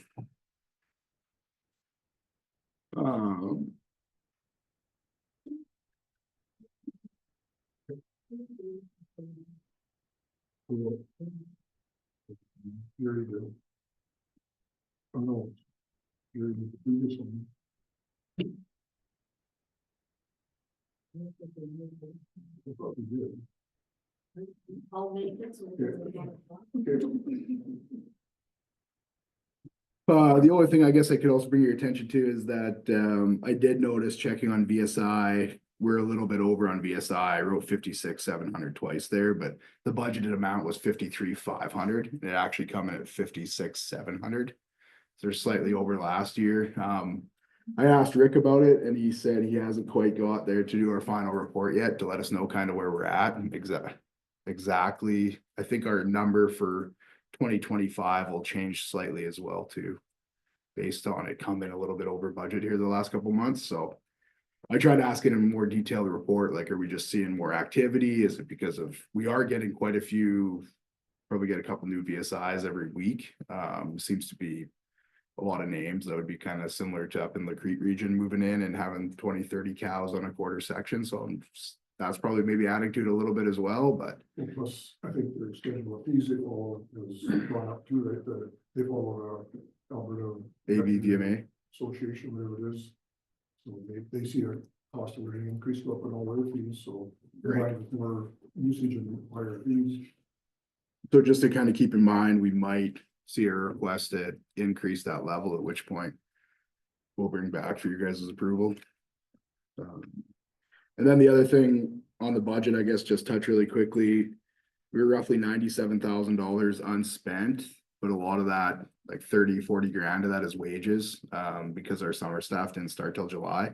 Lots of them, so we had a decrease in wages plus all the other employer contributions and benefits that go in that. And then revenue was also up 15 grand from expected, and 10 grand of that was from the water pump basically went out. Basically nonstop for a year there, and then I guess from May till November is kind of where most of the money was. And then also in snow removal, we had basically used no money for snow removal and ditch maintenance last year just because there was no snow to pull, right? So that's kind of where the discrepancy in the budget is. What, if that looks good to you guys and no more questions, I'll just get you guys to accept it for information. I'll make a motion to accept. Late report. All in favor? Carried. Okay, next we go to rural services. Item A is intermunicipal appeal committee. Something we don't use often, but we are a part of it, right? With Northern Sunrise, Greenview. Big Lakes, us. Huh? And us. Yeah, that's a big part of it, right? So. So basically at the very start of the calendar year, usually second meeting, I bring it to you to get this appointed. Still waiting on Northern Sunrise to do their appointments. It's kind of been a theme. With the new fieldman there, he doesn't realize that under the Pest Act, it actually specifies that it's a calendar appointment. So that's why we do both the Pest Act. The Weed Control Act can be at any time during the year, but we just do them both at the same time. So we are waiting for their appointments. I messaged him the other day. He said he thought he had a few applications in for it, but nothing yet. So I figured we better go ahead and at least get something on the books. So it looks like we're trying to make the calendar appointment. So if you guys want to go ahead and appoint these people to the Intermunicipal Weed and Pest Appeal Board, that would be terrific. Yeah, no, we'll do that. And then I guess Northern Sunrise, we have to make a motion to appoint them later on. Or? Yeah, we'll have to do some additions, whenever they get them to us. All right. Make a motion to appoint those. Councillor Zinsky, all in favor? So that appeal committee, I think I asked you before, there's never any training for people that are appointed that, and just kind of go in there. When Sebastian was there, we did back when there was only 3 of us, Big Lakes, Northern Sunrise, and us. This is pre-COVID. We did have just kind of generic. We all got together, our 3 boards. I think we showed up after lunch. We kind of went over the process. Just the fieldman, did we? Or? No, the fieldman and the counselors. You were there. Brenda was there.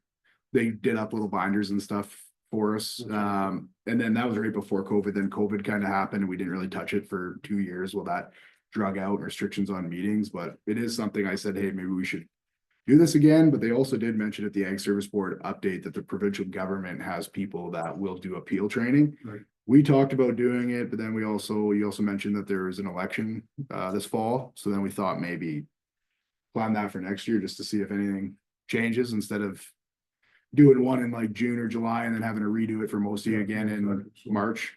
So we'll wait till after that and then. Yeah, let's keep it in our minds for now. Okay, so egg plastics. Linda actually kind of brought this up to me, is that we had that Clean Farms discussion at the conference as well, and they did mention that they were looking for other sites, people to volunteer to be sites. I reached out to Long Lake Regional Landfill. They said they're not collecting any ag plastics.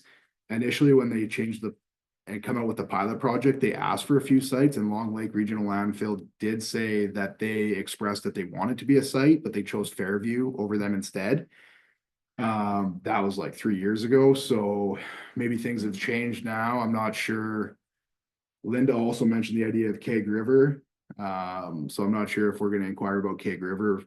That guy at the Clean Farms presentation did say ag plastic recycling severely drops off if you're farther than 50 kilometers from a site. So if we're going to work with them to try to maybe do Keg River, maybe we see if Long Lake wants to pick that up too. Maybe that can be a discussion topic at their next meeting. Maybe I think you're on that. I did mention it to Terry. Clean Farms will come pick them up. Yeah, they come pick them up. They have to follow their. Yeah. I've taken them and filled up one shed and. So they won't take stuff like a grain bag if it's loose. It has to be rolled up tight, which that's why we have the grain bag roller. There's a certain protocol they have to follow, and basically when you get more than, I think the minimum requirement is 10 bags of twine, they'll come and put it on their list, and then I think it 18 rolls of big silage plastic for grain bags, but they won't take anything for silage or bale wrap yet. So I don't know if you guys want to have that discussion if they're interested. we can see if Clean Farms wants to add a few sites. And then also in that email, I kind of printed out their update for you guys on like how much they're collecting. A lot of the counselors that attended the Ag Service Board conference, they basically touched on a lot of that. On what they do, but they basically have restrictions for sites, which I'm not sure if Keg River would qualify because they have to have loading capabilities unless we're gonna schedule like a skid steer gets hauled up there and for planned loading. And then they also need people there full time to make sure people aren't, if somebody shows up with something they don't want, it's getting rejected, right? So there are some, oh yeah, and then they also say they prefer a truck scale as well, which it's gonna be a little bit difficult, right? Whereas Long Lake Regional Landfill does have a truck scale. So those are things to consider. I don't know if where you guys wanna go with this, you mostly wanna accept it for information and see what you guys talk about it at your meeting and maybe bring an update back to us. Okay, so Unless you had anything else you wanted to add about Keg River. Not a lot of people are using little bags, right? And they're all whining that somebody should do something.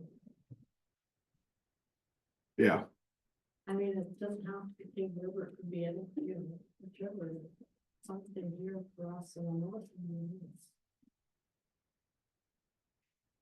yeah, just like you said, they have some requirements, so right, have a scale, have a up the road, have somebody there. yeah, so it says typical requirements, which may include but aren't limited to location. Project requires strategically located sites covering all major regions of the province. Accessibility for a 53-foot semi, all season suitability, loading capabilities, so either loading dock, forklift, grapple, bucket, truck weigh scale, fencing, and then vector control. And then it says Clean Farms will provide all communications and educational support for the program. So the Long Lake checks off most of those things, right? Yeah. But that scale, that's a big ask for, you know, like Really is. everyone else can drive to some other scale. You know, like, I don't see that as really being realistic that they have to have their own scale. Yeah. You know, Are there any farmers in Keg River that have like a full scale, like losses or somebody that's across the road, they could weigh in, go pick it up and then weigh out and they'd have like a rough approximation, you know, maybe less 30 liters of fuel, whatever it takes, but that'd be one thing. There's also the scale at Peace River. There's a scale, the log, one of the log yards has a scale. I like maybe we could have some sort of partnership where they could utilize the scale, right? Weigh in when they're going by, pick their load up, weigh in on their way back. You know, it would get you a pretty close weight, right? Like to have a receiving place where. Like, Just utilize some of the scales in the area. So there's a scale at the Peace River, turnout there, the yeah, DOT. where would the collection point be still a long way, you mean, or? Well, it can still be Keg River. I don't know if David Boss has a scale. He's not too far from it. Scale at the salvage yard. And, Yeah, and Hotchkiss there. yeah, So, I mean, people from the north, well, I'm talking about all of us, right? And, because they want a region, right? Well, I'm sure Clean Farms, they're also going to like Richardson's at high level to pick up stuff there too, right? So I'm not sure. Yeah. So I'm not sure. we have a draft motion that have to investigate Kid River. Or others, Yeah, or others, you know, you just take River and. well, we need a collection point. right?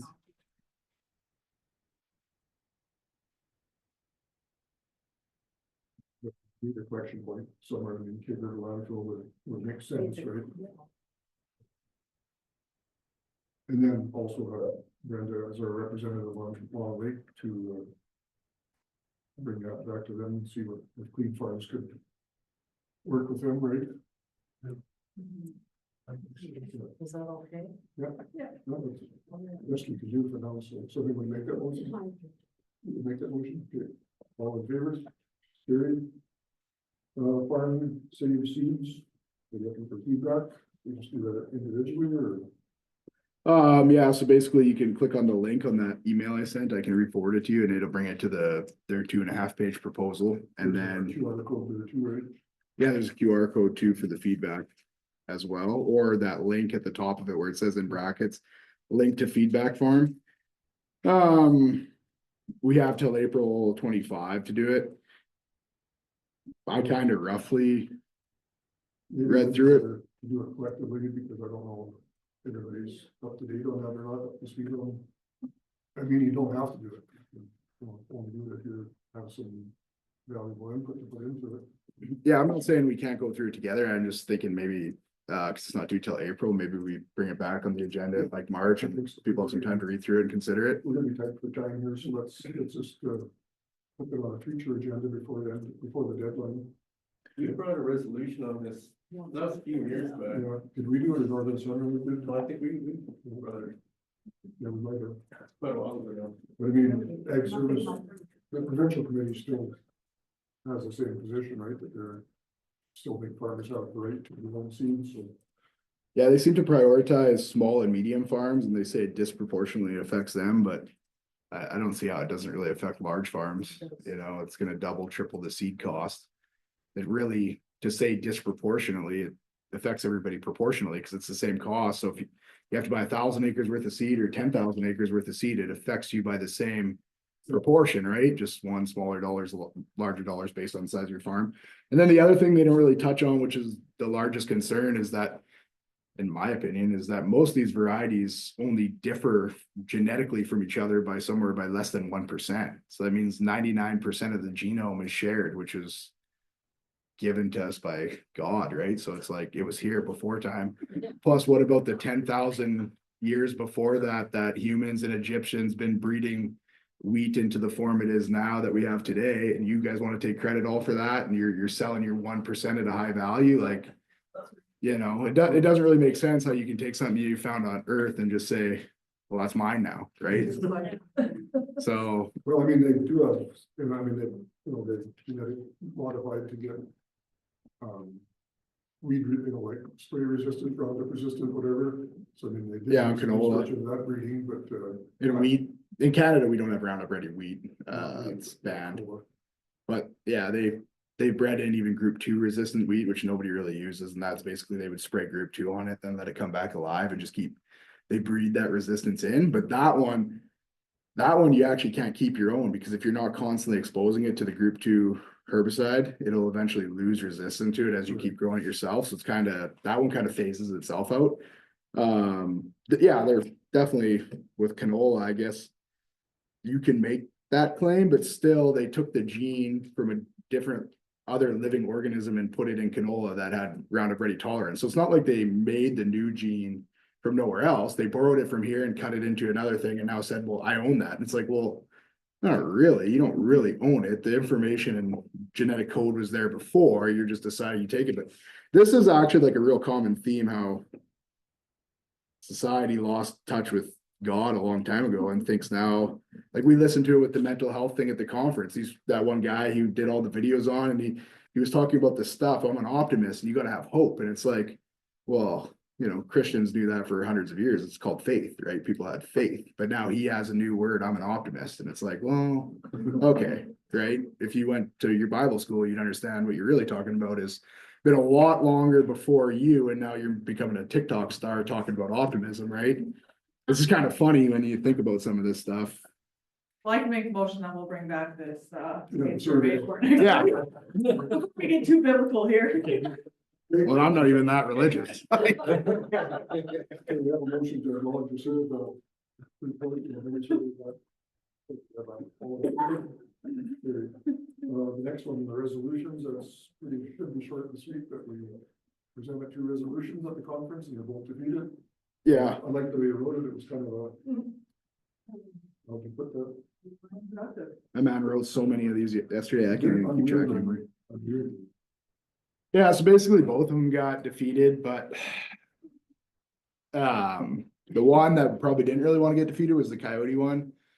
But that one's showing some promising avenues, like Alberta Beef Producers really wants to do something with it. They really want to change how that program's working, and get it added to coyotes added to the list and bring it over.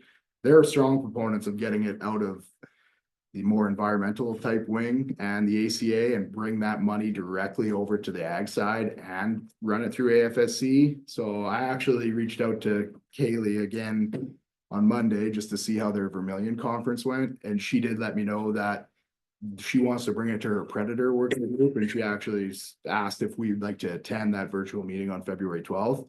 So I told her I'd be happy to still attend. I don't know if Terry or Gary wants to be a part of that, but on February 12th at 1 PM, I'll be meeting with them. So hopefully we can drag this forward. I'm on that one anyhow. You're on that one anyhow? Yeah. So maybe you just haven't got the email yet, or did she notify you guys about that meeting yet? Yeah. Okay, February 12th at 1 PM. And so maybe Blake, just more on resolutions, you want to just touch what the provincial committee, what they're proposing.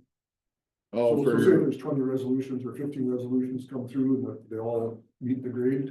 They only want to advocate for the top three, right? yeah, How so. do they determine that top three? They kind of pull all the regions and. Yeah, they're gonna probably send a thing out in March saying, so it's not only the resolutions that went to this conference, we carry resolutions, used to be 5, but now 3 years forward. So it's all those combined resolutions together. So it could be 20, 30, 60, 70, depending on how ornery we were.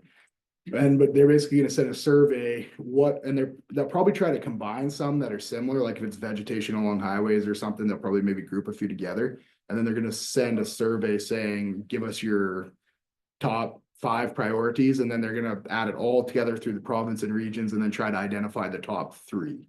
There was some pushback at conference, which was interesting. Then they spoke out against our last resolution because it's basically saying the same thing, that we want to make sure these resolutions are delivered with the proper intent. And the opposition from the floor was, we don't want to do only top 3 because all these resolutions were voted as important and we want to see them all have their fair share moving forward, which the same person that moved that from the floor then spoke against our last resolution, which kind of made your head be like, oh, you remember what happened yesterday? But so that is a thing. But then Brenda did say they would review it and get back to us. So we're not sure if anything's gonna happen on that, but there was no vote from the floor, which that lady should have called for a floor vote to see if everybody was actually against the top 3 things. So it's kind of like in one of them areas, are they just gonna go forward with what they did, or are they actually gonna bring it back? So I don't know. I feel like it's in a gray area, kind of, so I left that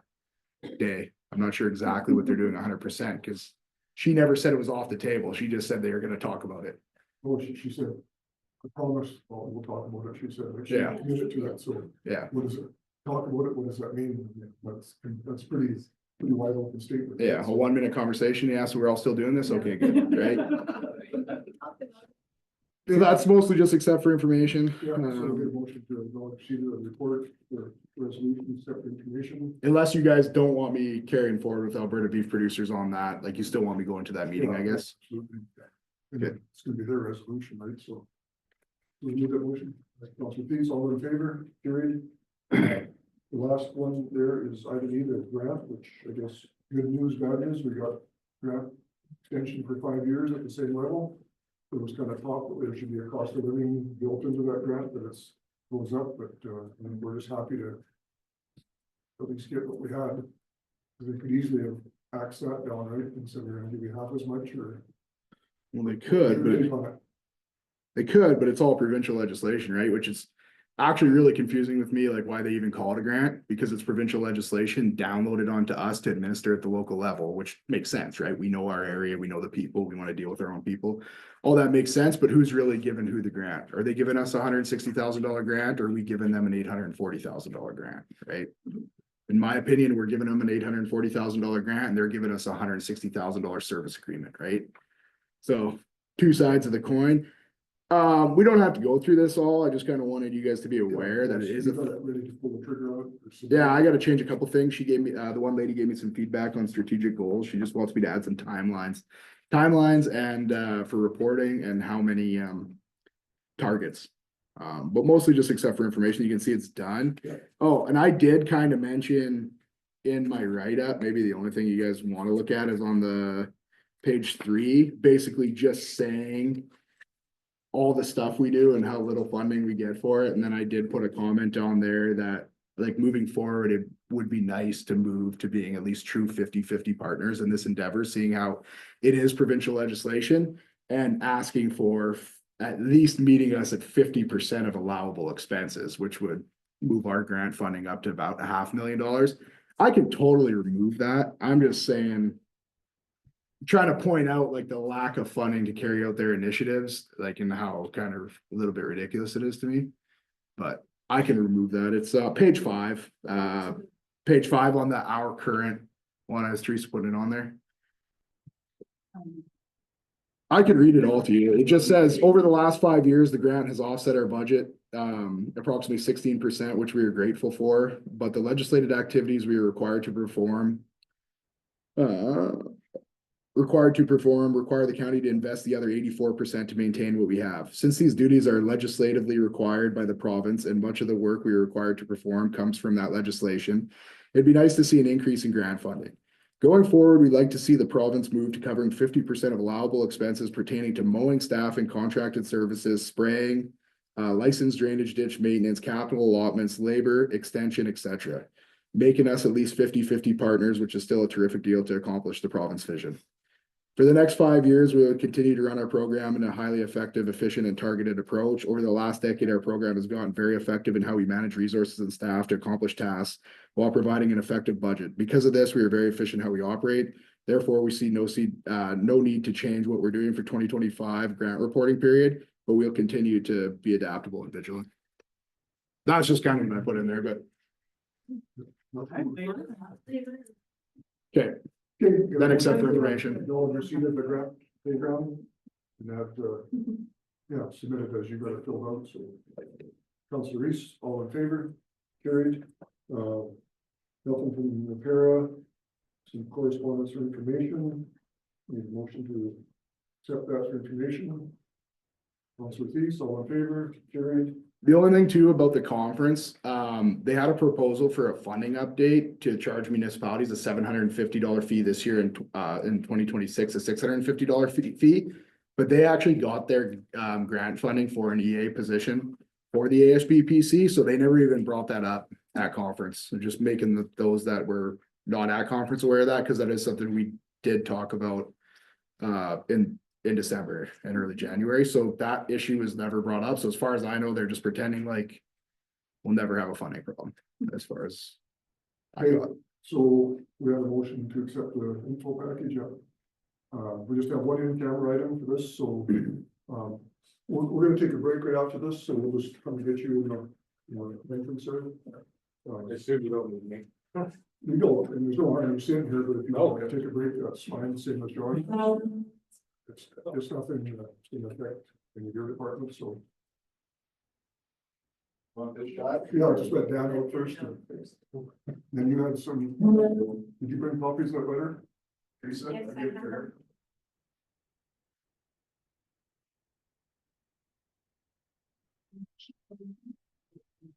them. This will down, all in favor, carried.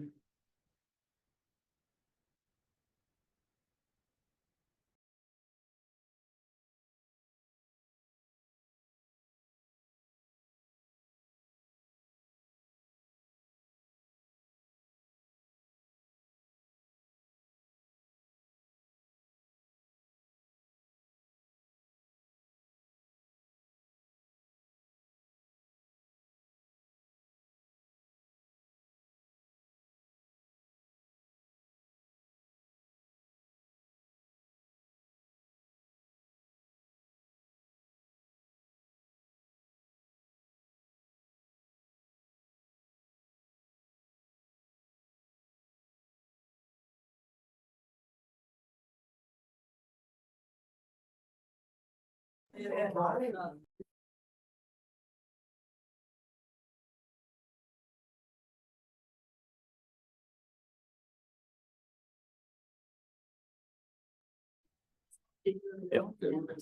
good to go now. Okay, everybody's got their coffee filled and ready to go again?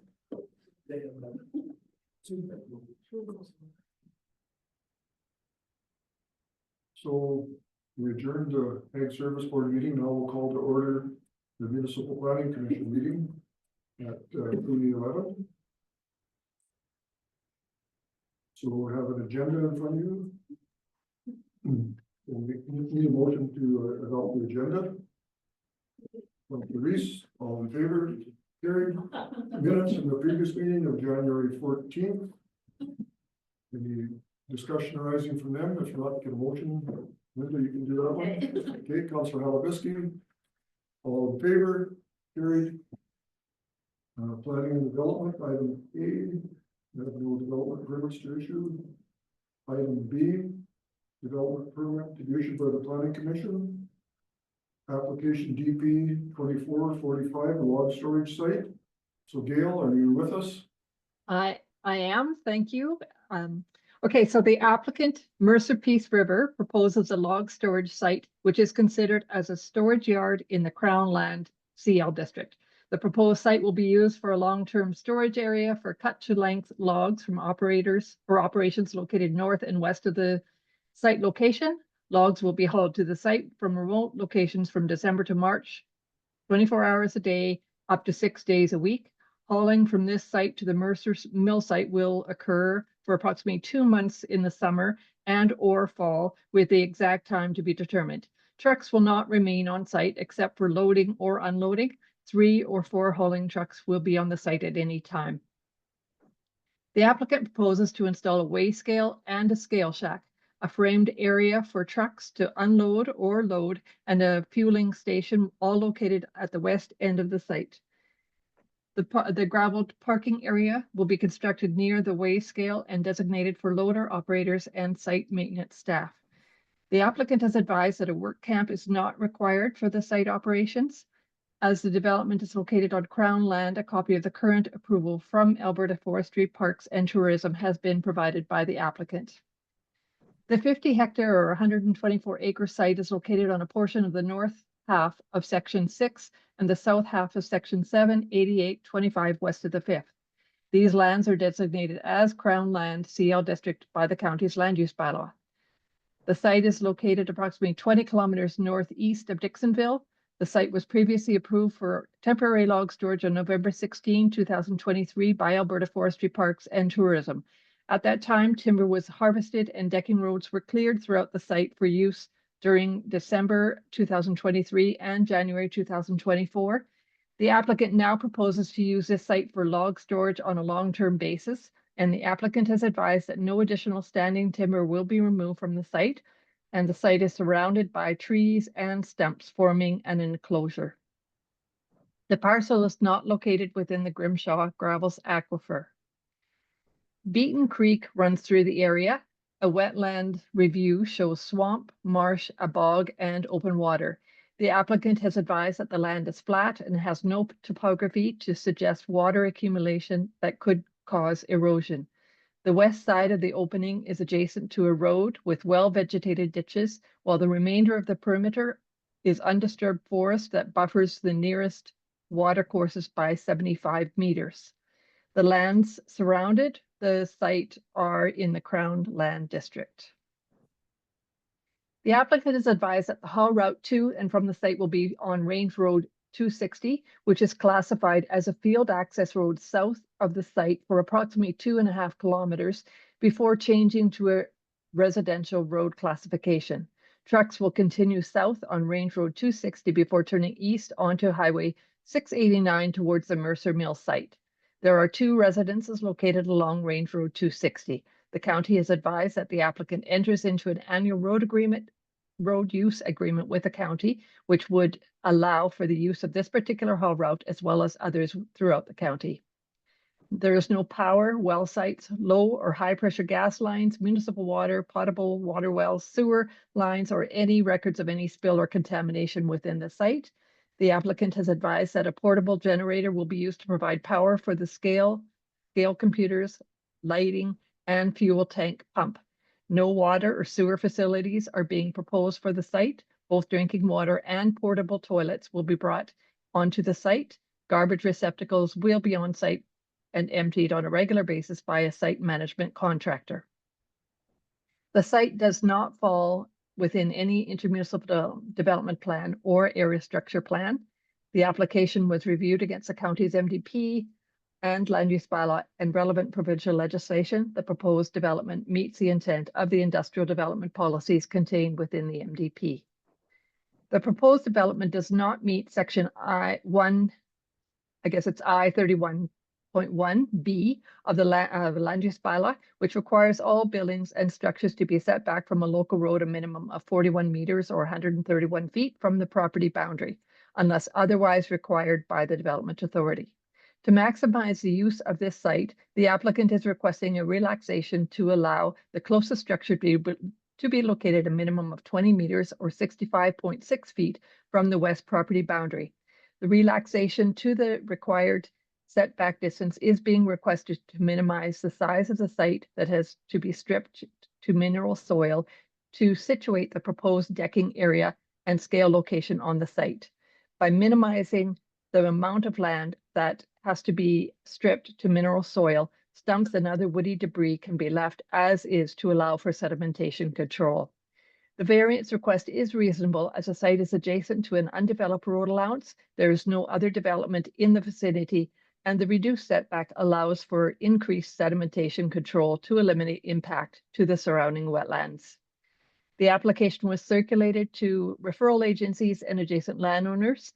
Alberta Energy Regulator and TELUS both responded indicating they had no concerns with the proposed development and no further comments were received. It is recommended that the application for the log storage site on a portion of the north half of section 6 and the south half of section 7, 8825 west of the 5th be approved, and further that a variance be granted to allow structures to be located a minimum of 20 meters or 65.6 feet from the west property boundary, subject to the conditions outlined. Okay, thank you. Any questions? Is this the one at the end of pavement?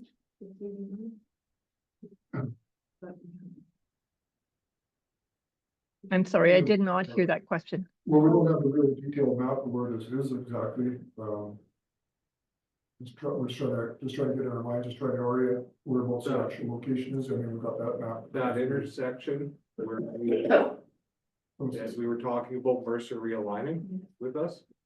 If you keep going towards the DMI road or old DMI road, that's in that area. I think it's actually a little further to the west because you could turn west on Township 880. Is it possible to bring up the map? Would that be asking too much? You can bring up the GIS and we'll share it.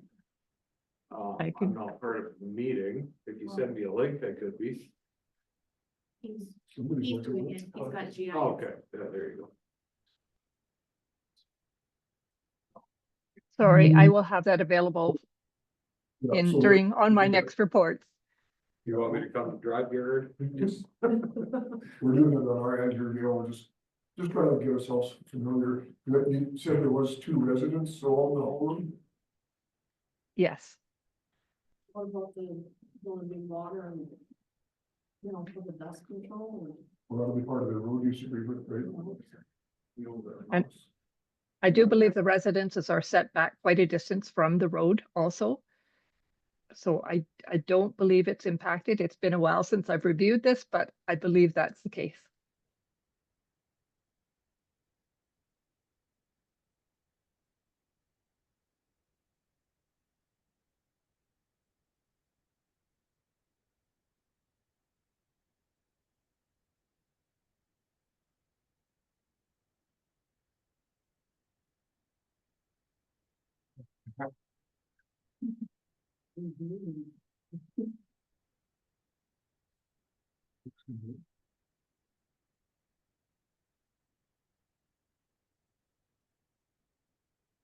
Is Beaton Creek showing there? Yeah, it's close to Beaton Creek or along Beaton Creek. Yeah.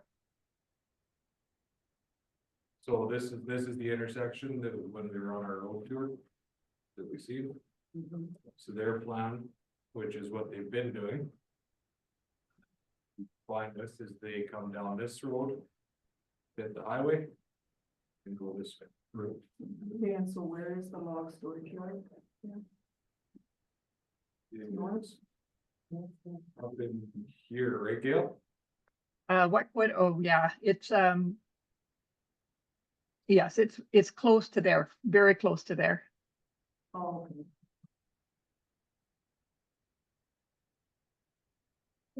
Yeah, that's what I was just thinking, right? Yeah.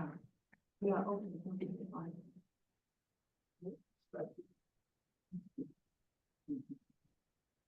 Okay, well, so.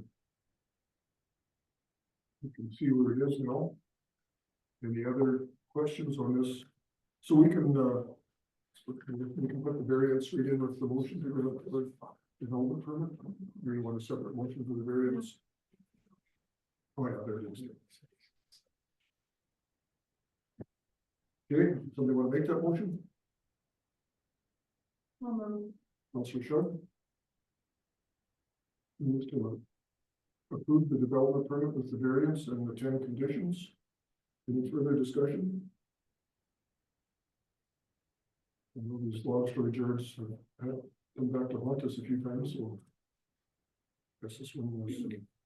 Please. It's a little bit out of the way. Yeah, should be a safe area, I think. Okay, no other questions or discussion, I'll call for the vote, all in favor? It's carried. Great, thank you.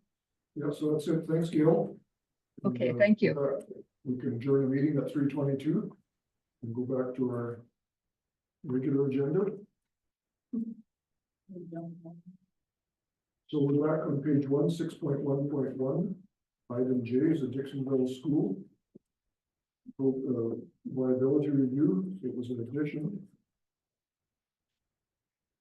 Yeah, I had asked that be added, because, so council is aware. Yeah, I seen that they were doing this, so I don't know if this is a start of another school shutdown or. That sounds like, well, we're projecting only 26 students. Yeah. That doesn't sound very good. They were doing it, we've done them in the past before a couple of times when there was 50 students. And then even when my kids were there, and there was 100 students. So same as us, it just keeps dropping. Is it because the population is aging or is it Well, amalgamating into bigger farms? that's exactly what it is, right? That's probably the main thing. If you're talking about the rural population, I guess they have. Population definitely has gone down. There's smaller families, but it's the same everywhere. It would be interesting comparing that if they do a census again, if there's a huge drop. True, yeah, and then another part of the problem is, it seems pretty easy for students, if they want to go to a different school, they can just hop on a bus and go.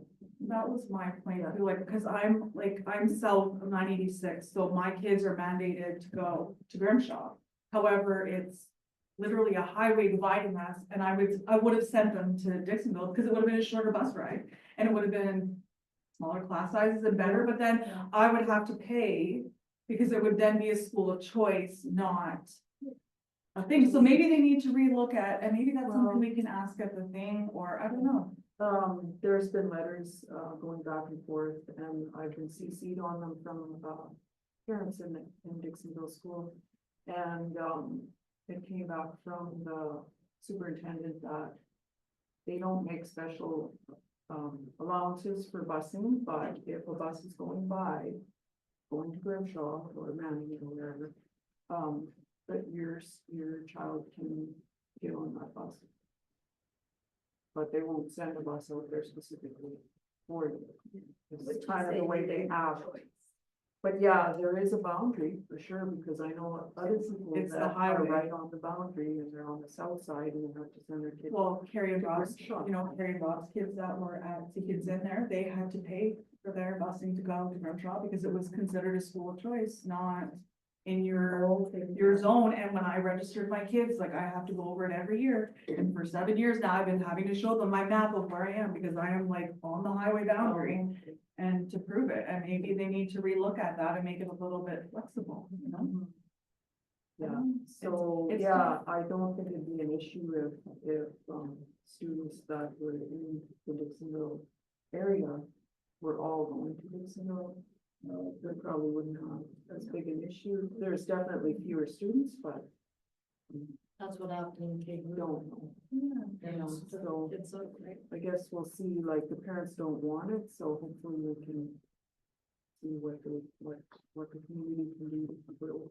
And then, I mean, the other problem, and maybe I don't know if it's affecting Dixonville is, is a lot of these, Mennonite families are either homeschooling or having their own schools, so there's probably a population there that is being missed by the school division, right? And, I mean, there's nothing we can do about that, but, yeah, There's a few months. so we can accept this for information, this report, I guess, and, we can advocate to the school division, but Well, it'll be good to hear what they have to say at the meeting and stuff that's coming up like next week, so. okay, somebody want to make a motion to acknowledge receipt of the liability review information? Okay, Councillor Griffin, all in favor? It's carried. Next edition was County Northern Lights. We call it the doctor house. It's, house for any medical givers, I guess, but it was. So. Lisa's made a report there. So basically what it is, in a nutshell, is the house has been being used by locums. And they're coming less frequently now that we have 3 full-time doctors here, but they still use it. But there's also an international doctor coming, South African, that she's coming for assessment. And one of the doctors in Manning has been approved to do these assessments. She's done a few of them. So accommodations is always a problem, right? So she, well, actually not her, it was from AHS, Susan Smith, reached out when we know of any accommodation, county house be available. So I talked to Dr. Capon, who does the locum bookings, and there's, for that 3-month period of assessment, there's very few locums coming, and the main one that would be coming would probably disrupt the most. Has agreed that he would stay elsewhere. He's quite content with doing that. So, Susan Smith suggested we charge $1,500 a month for the house to the candidate that's going to be assessed, which they don't have a problem with paying that because it's a pretty sweet deal. It's fully furnished. They just moved in and it's within walking distance of the clinic and the hospital. So that money would probably be better revenue that we're getting for locums and would leave a little bit of room to help pay the locums accommodations that isn't covered by HS. Should there be any, because typically HS only pays for weekend coverage. And so if they happen to have a shift that involves a few non-covered days, then we could use that rent money. Otherwise, they would be staying in a house for free. So this would just kind of offset that cost to them. So does that make sense, Teresa? Kind of what you, I do, yeah. So just to. Holders. Yeah. So just in transparency, we want to do this through a council motion, just to make sure that we're doing it transparently. It will not cost council anything, funded by the $1,500 per month and page. Yeah, I mean, it'll probably even increase the revenue a little bit for that period, right? So I'll make that motion to acknowledge receiving the Dr. House report and accept the information. And, Do you want to use the motion that's there? Oh. No. so you can scratch that out there. So no further discussion, I'll call for the vote, all in favor? Carried. Let's let Teresa catch up there.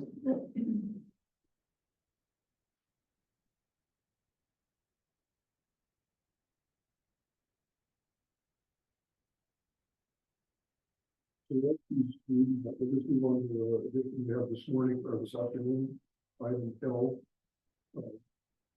Linda is looking for a leave of absence again because we need more, if you've not missed more than so many meetings, right? Yeah, and I'm scared I might this time because I'm so short staffed. It's Right. ridiculous. Doesn't get any better, right? But if I can, I'll join my Zoom, but if not, Mhm.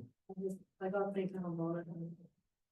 So what, do you know the period of time you're looking for then? You should probably put that in the motion.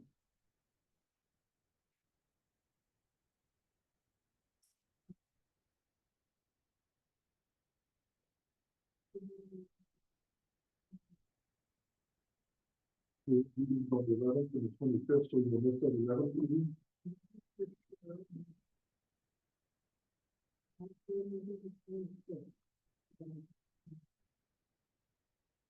They starting with 25th then?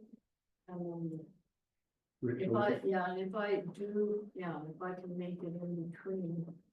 I don't know, guys, it's really hard, because it's right up till April. yeah, so we'll say till the end of April and from the 25th of February. That would be reasonable. I mean, that would cover Just. in all of case. March and all of April and.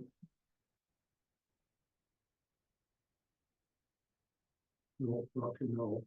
Okay.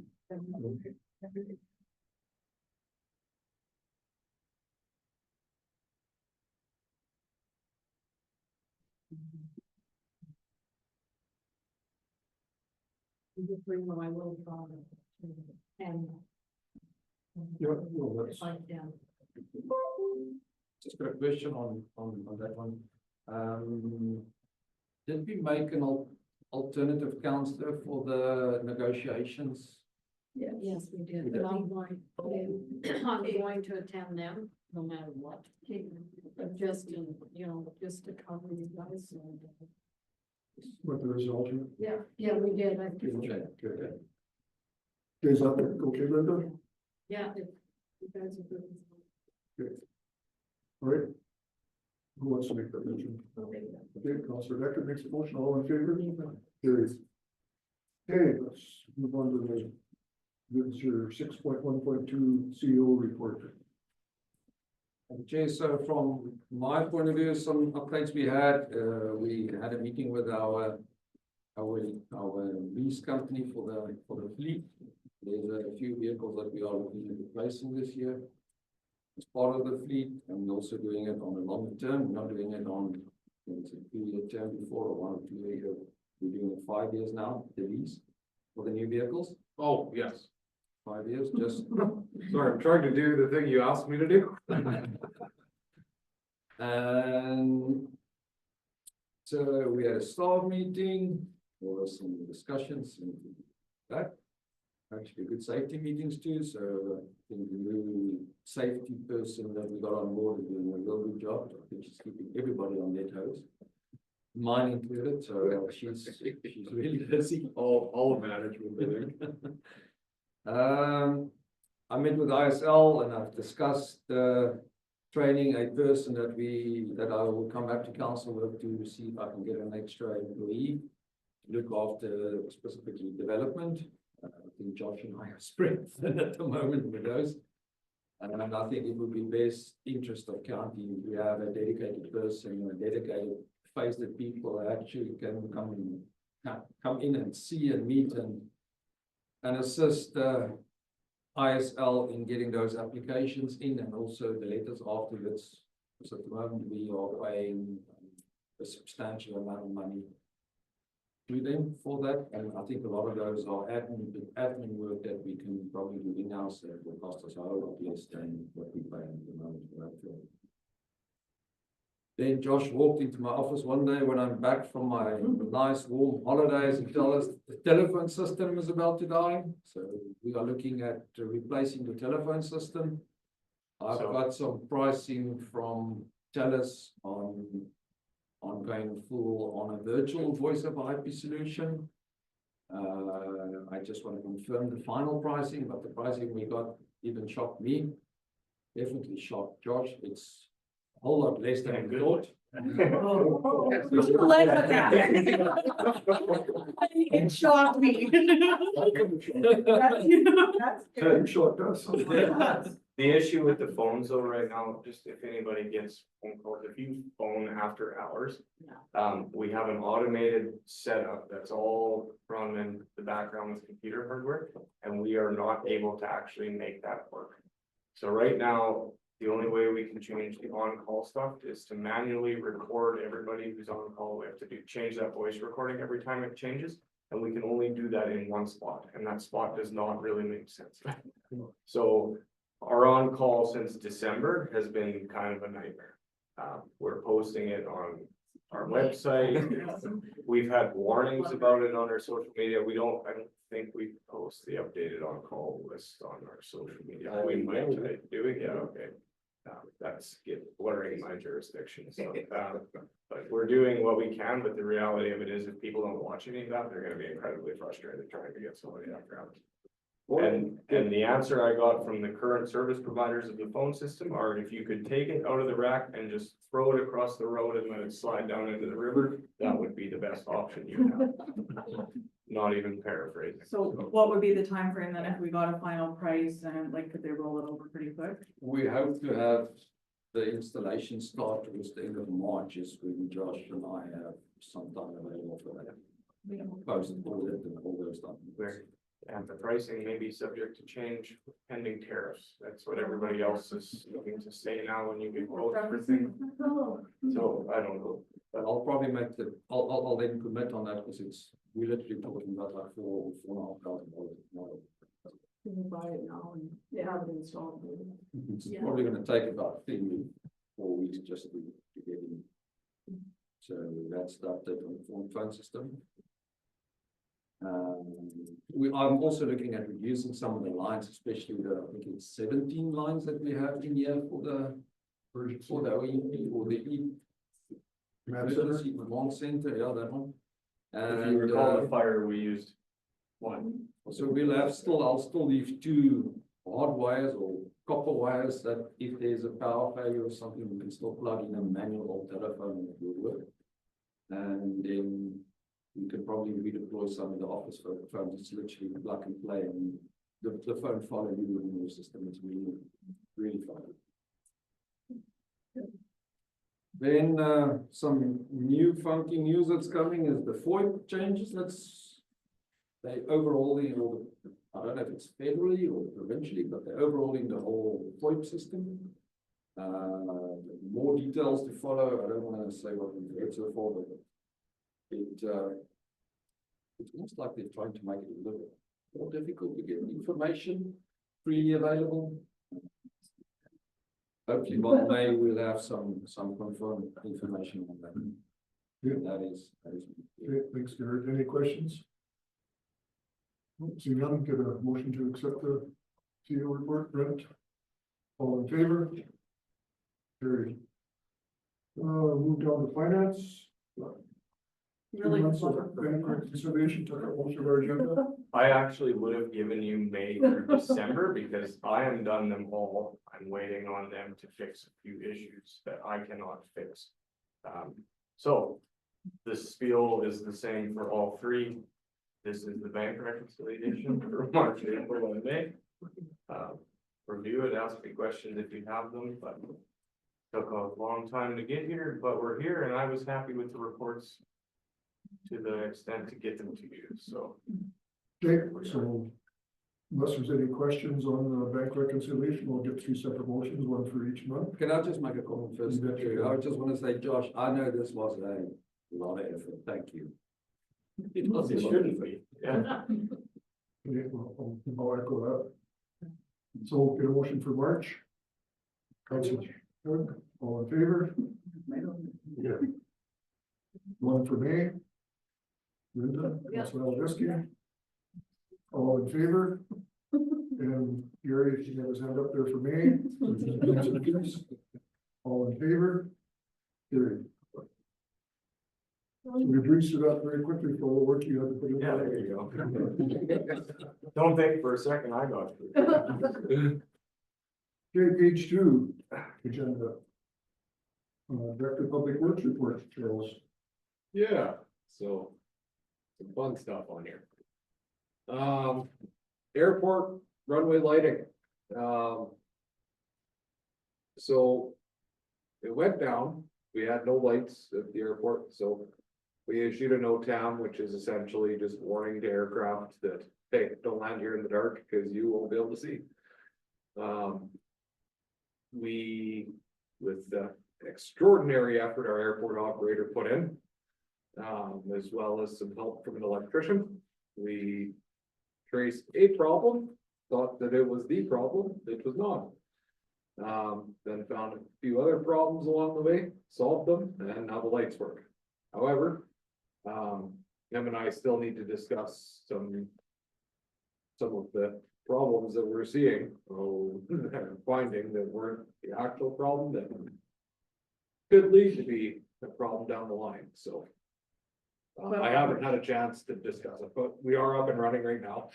No town's been lifted. Land in the dark all you like. So, looking for the original problem, you found another problem you didn't know about, is what you're saying? And yeah, in the wiring's old. I got the very Cliff Notes version, it's, cause he fixed that on Friday night they finished up at 7 o'clock, I wanna say, at night. So I had it up and running for the weekend, which was awesome. Not so awesome that on Monday when he came in the office, he informed me of some of the other problems that we were encountering. That, like I said, I don't know the full extent of that. Just a very brief Cliff Notes version as I was running into another meeting, so. Any questions on that? Just a comment, I mean, it wasn't that long, we spent like a lot of money to redo that lighting system and. The actual lights. Oh, sorry, I'm not talking about the lights that we just put up this year. No. The actual. What we replaced were the pulpits. So what that is what the technical term apparently is. But not the actual wiring, I don't believe. I don't know that for 100%. I was under the assumption we just did the actual light fixtures themselves, not the wiring that runs under the ground. Which, there'll be another update on that. Bridge maintenance, council awarded it here. We got the contract here this morning. Gerhard and I are gonna be reviewing that. Make sure everything's good to go and push that. Gillis Crushing, so they have started their survey of our pit and preparation of the crushing tender. They're progressing fairly well on that. They're doing a couple other little surveys there for us as well, so we're hoping to have the crushing complete by beginning to mid-April. That might be shooting a little high, but hey, I'm a dreamer. Hotchkiss truck fill, as I'm sure you guys are all aware, it has been down for a while. Unfortunately, log truck tore part of it out of the building, so we are in the process of repairing it. We just hit a little bit of a snag. The welding is going to be complete tomorrow, I do believe. And then we can reside the outside, do a little bit of electrical, and should be functional. Hopefully by the end of the month. So a few more days. I'm hoping. So did the log truck owner own up to it, or did the camera catch it? Camera caught it. The owner was unaware. Yeah, no idea who the driver is, but, and nor would I say in here, but let go. And it's gonna go through insurance. We're gonna be submitting some invoices to his insurance agent, has reached out to us. So we're just waiting on a few little things to be wrapped up and then send her off to the insurance and we'll get reimbursed for costs. Which is gonna be in the ballpark $50,000 area. Yeah. I mean, unfortunately, you can't bill for any inconvenience. People have to go to Naughty Q to fill now, and For everybody going there, I mean, that's. No, and yeah, we, believe me, we heard about that. That is quite an expensive dinner. Yeah, I don't know if you get in. Okay, anything else, questions for Charles? Egg River. Oh, yes, thank you for reminding me about this. So. Fun story, we had a contractor lined up to do this work shortly after Christmas. They got delayed on another project. They are coming to do it here very soon. We hit a bit of a snag again with our friends at CN. And we now have to fill out anytime we do any work within their right away. A 17-page document. And thankfully Josh is helping out with it. Cause there's, yeah, I wish he was kidding. Yeah, I do too. This is a very new thing that they're doing. Yeah, that's all I'm gonna say. I'm trying. Not your fault. I've been trying for almost 2 years, Linda. Okay, any other questions? Question. Yeah, Do you know when the tender will be going over for the Smith the Smith Mills tender, Bridge? yeah, the bridge, I actually asked him about that here a while ago, and he just got back to me. Let me just pull this up real quick.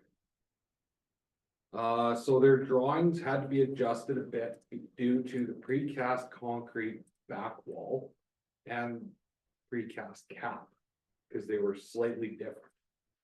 The tender's pretty well ready to go, and he's gonna check with the design people on the status and get back to me. I have to give him a tender number for that, which is not a big issue. The Carcajou one is fairly close to being ready to go as well.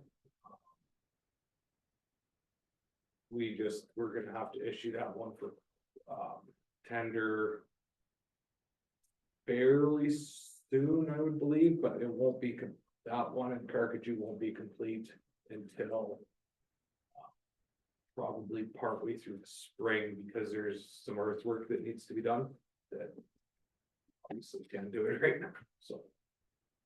But Smith Mills, I'm hoping he gets this put together for our review by end of the week.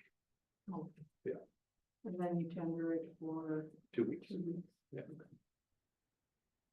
The Carcajou one, is that the one where they're pushing the pipe through the existing pipe?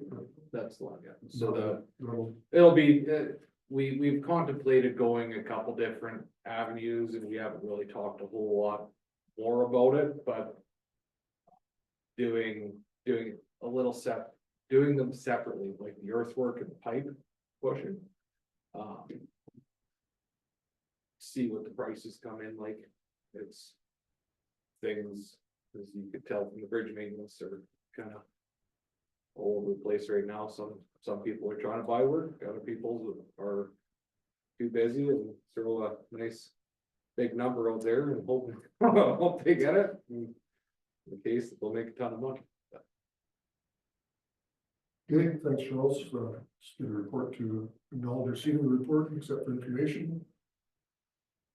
Okay, Councillor Sinski, all in favor? Carried. And 6.4.1, the addition. Charles, is request for a decision on the aeration. Yeah, so this. As this report says, we're currently doing about $10,000 a year in chemical to treat for algae in our raw water in King River. Part of that is due to poor water quality that we've been getting from the keg over the last few years. That and it just being dug out, prone to that. Our manganese and iron have gone up substantially as well with the poor water quality. our system that is in there right now to aerate is failing. It's not putting out the pressure that it should. And it's obsolete. We can't get parts for it. We're struggling with that one. We spoke with a gentleman who is a bioengineer or something. And he doesn't recommend we shut it off, but right now that system's doing more harm than good.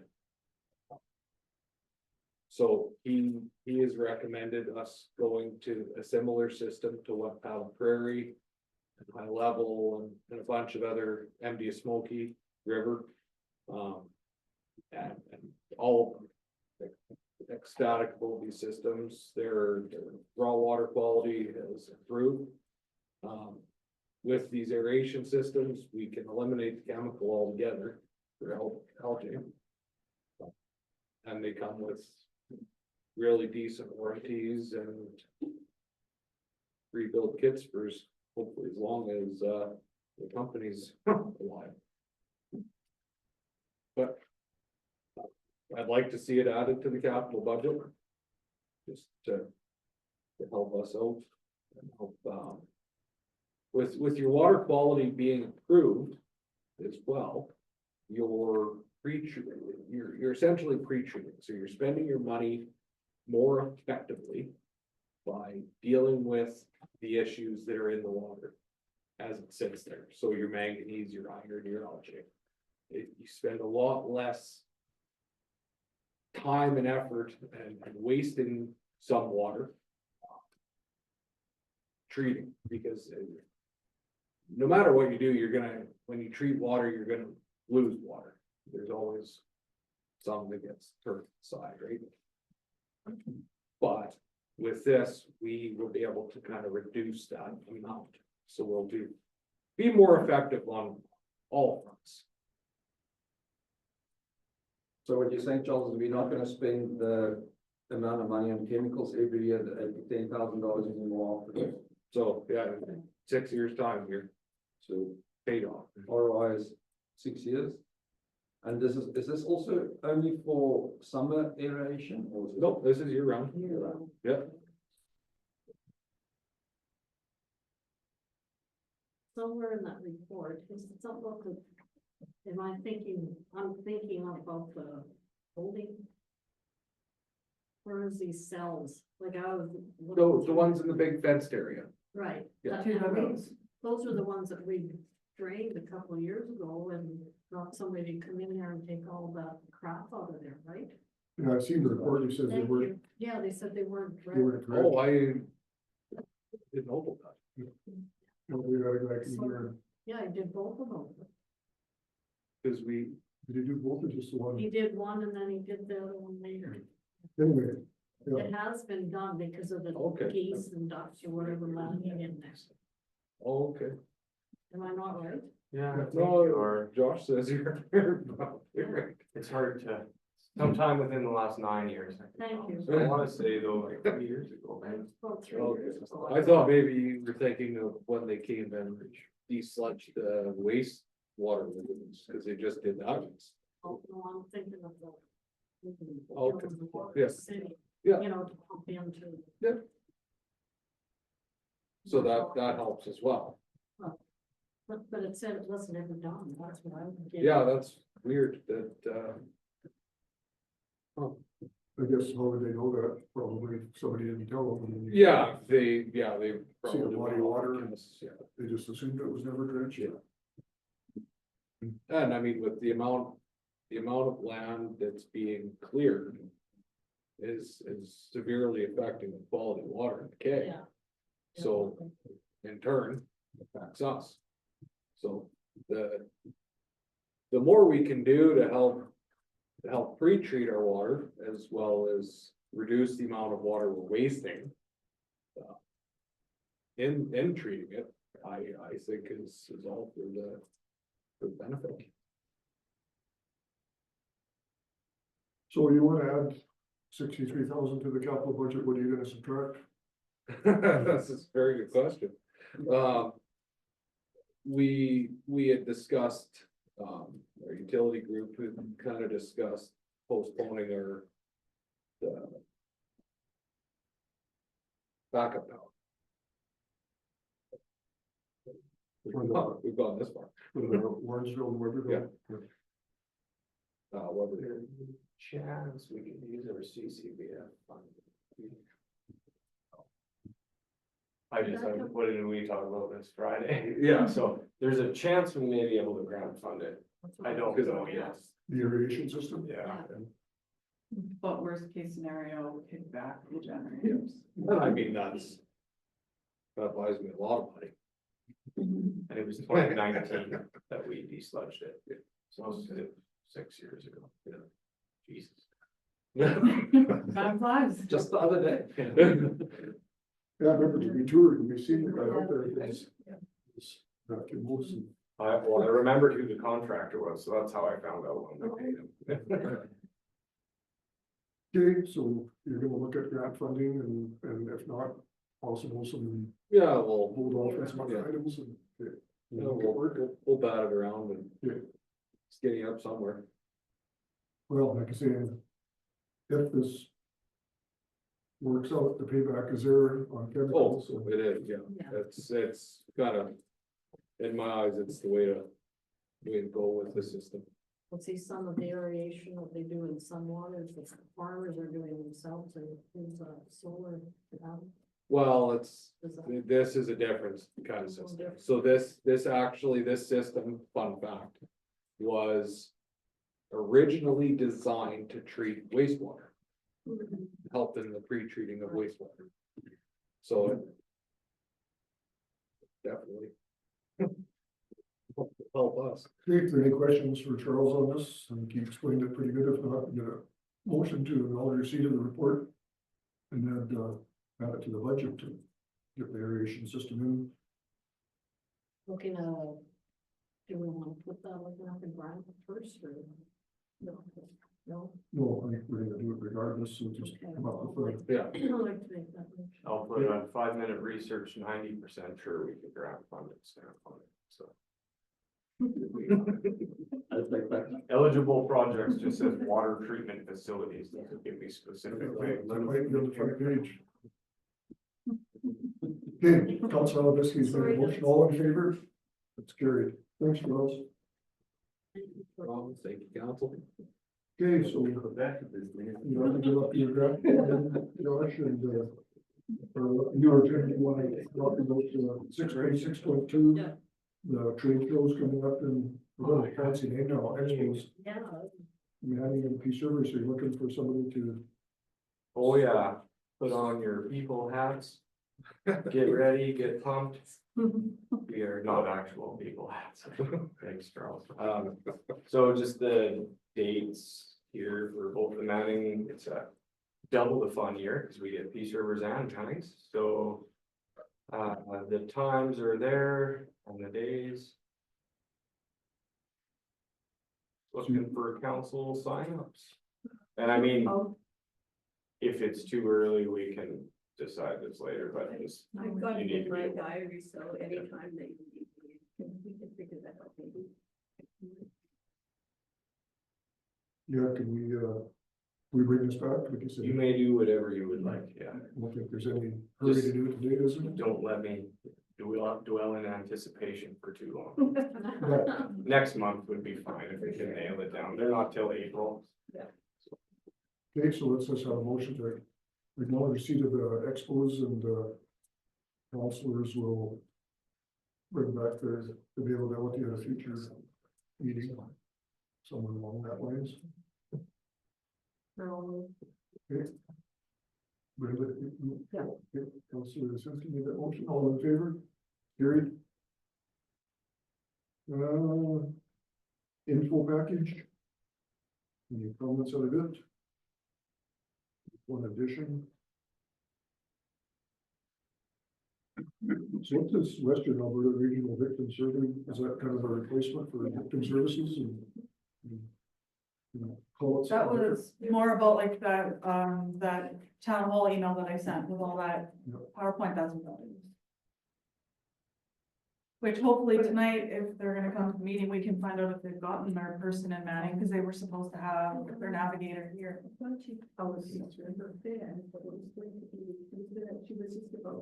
Yeah, they were at the very tail end, so they were supposed to be in place now. I was gonna ask about it.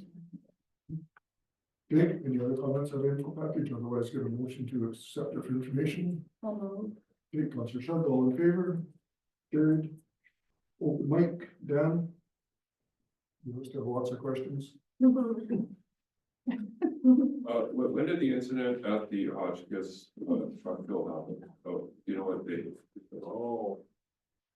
Can I get back to you on that, Doug? Okay, sure. Is there any more info on the incident? And I was just wondering if you knew what logging company it was. Oh, No. Sorry, Dan. Yeah, that's fair. I just need the date then. Yeah, I'll track that down, the incident report down, and I'll send you the email. I thought that might be a dodgy question. And I was just wondering about Dixonville, so there's a dramatic decline in the size of families, is that what we're talking about? There's a dramatic decline in school population.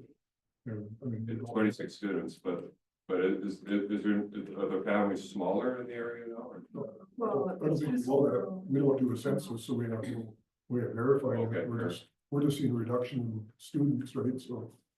Didn't the one gentleman at the conference tell us that there's 1.2 children now instead of 4 to 6?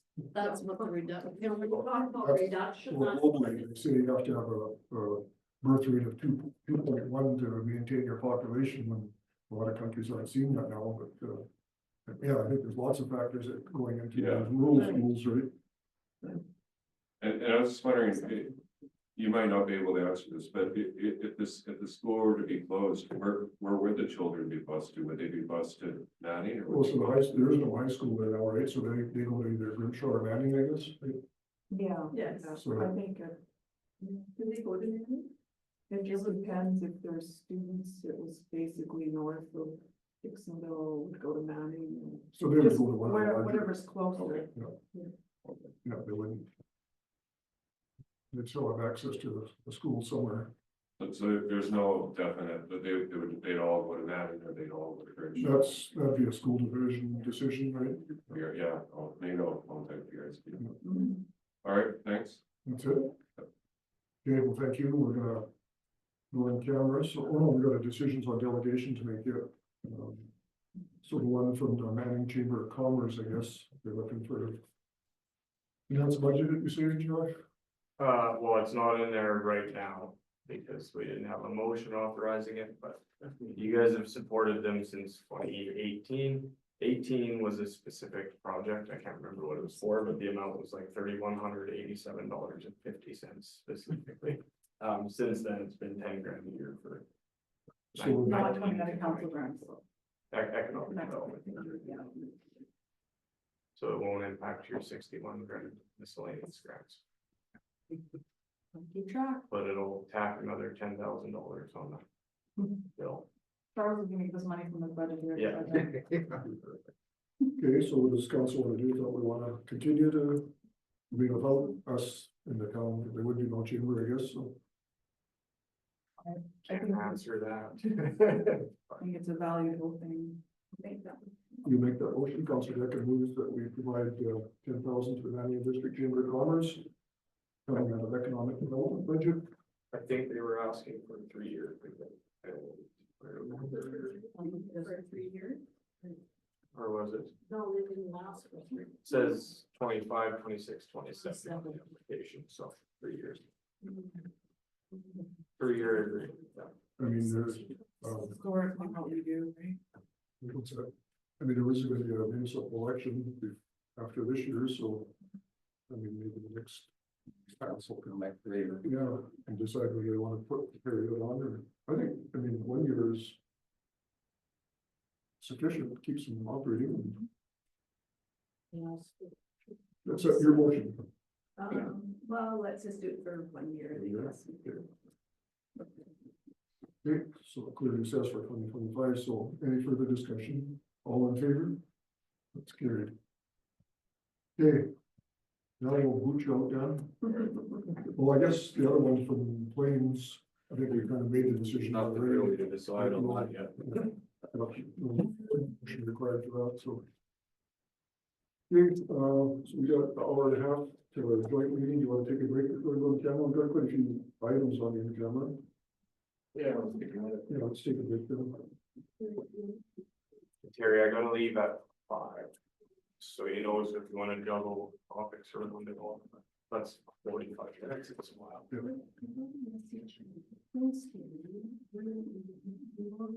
Yeah, he's in here. Gary, Hart, can I talk? No, it wasn't me. He just called and I just said I can't take my phone out. So can you take his number down and call him and let you have it? Been forwarded. Because it's probably good for you. Oh, yeah. Oh, sure. Right. I misunderstood you. I thought you meant get. Oh.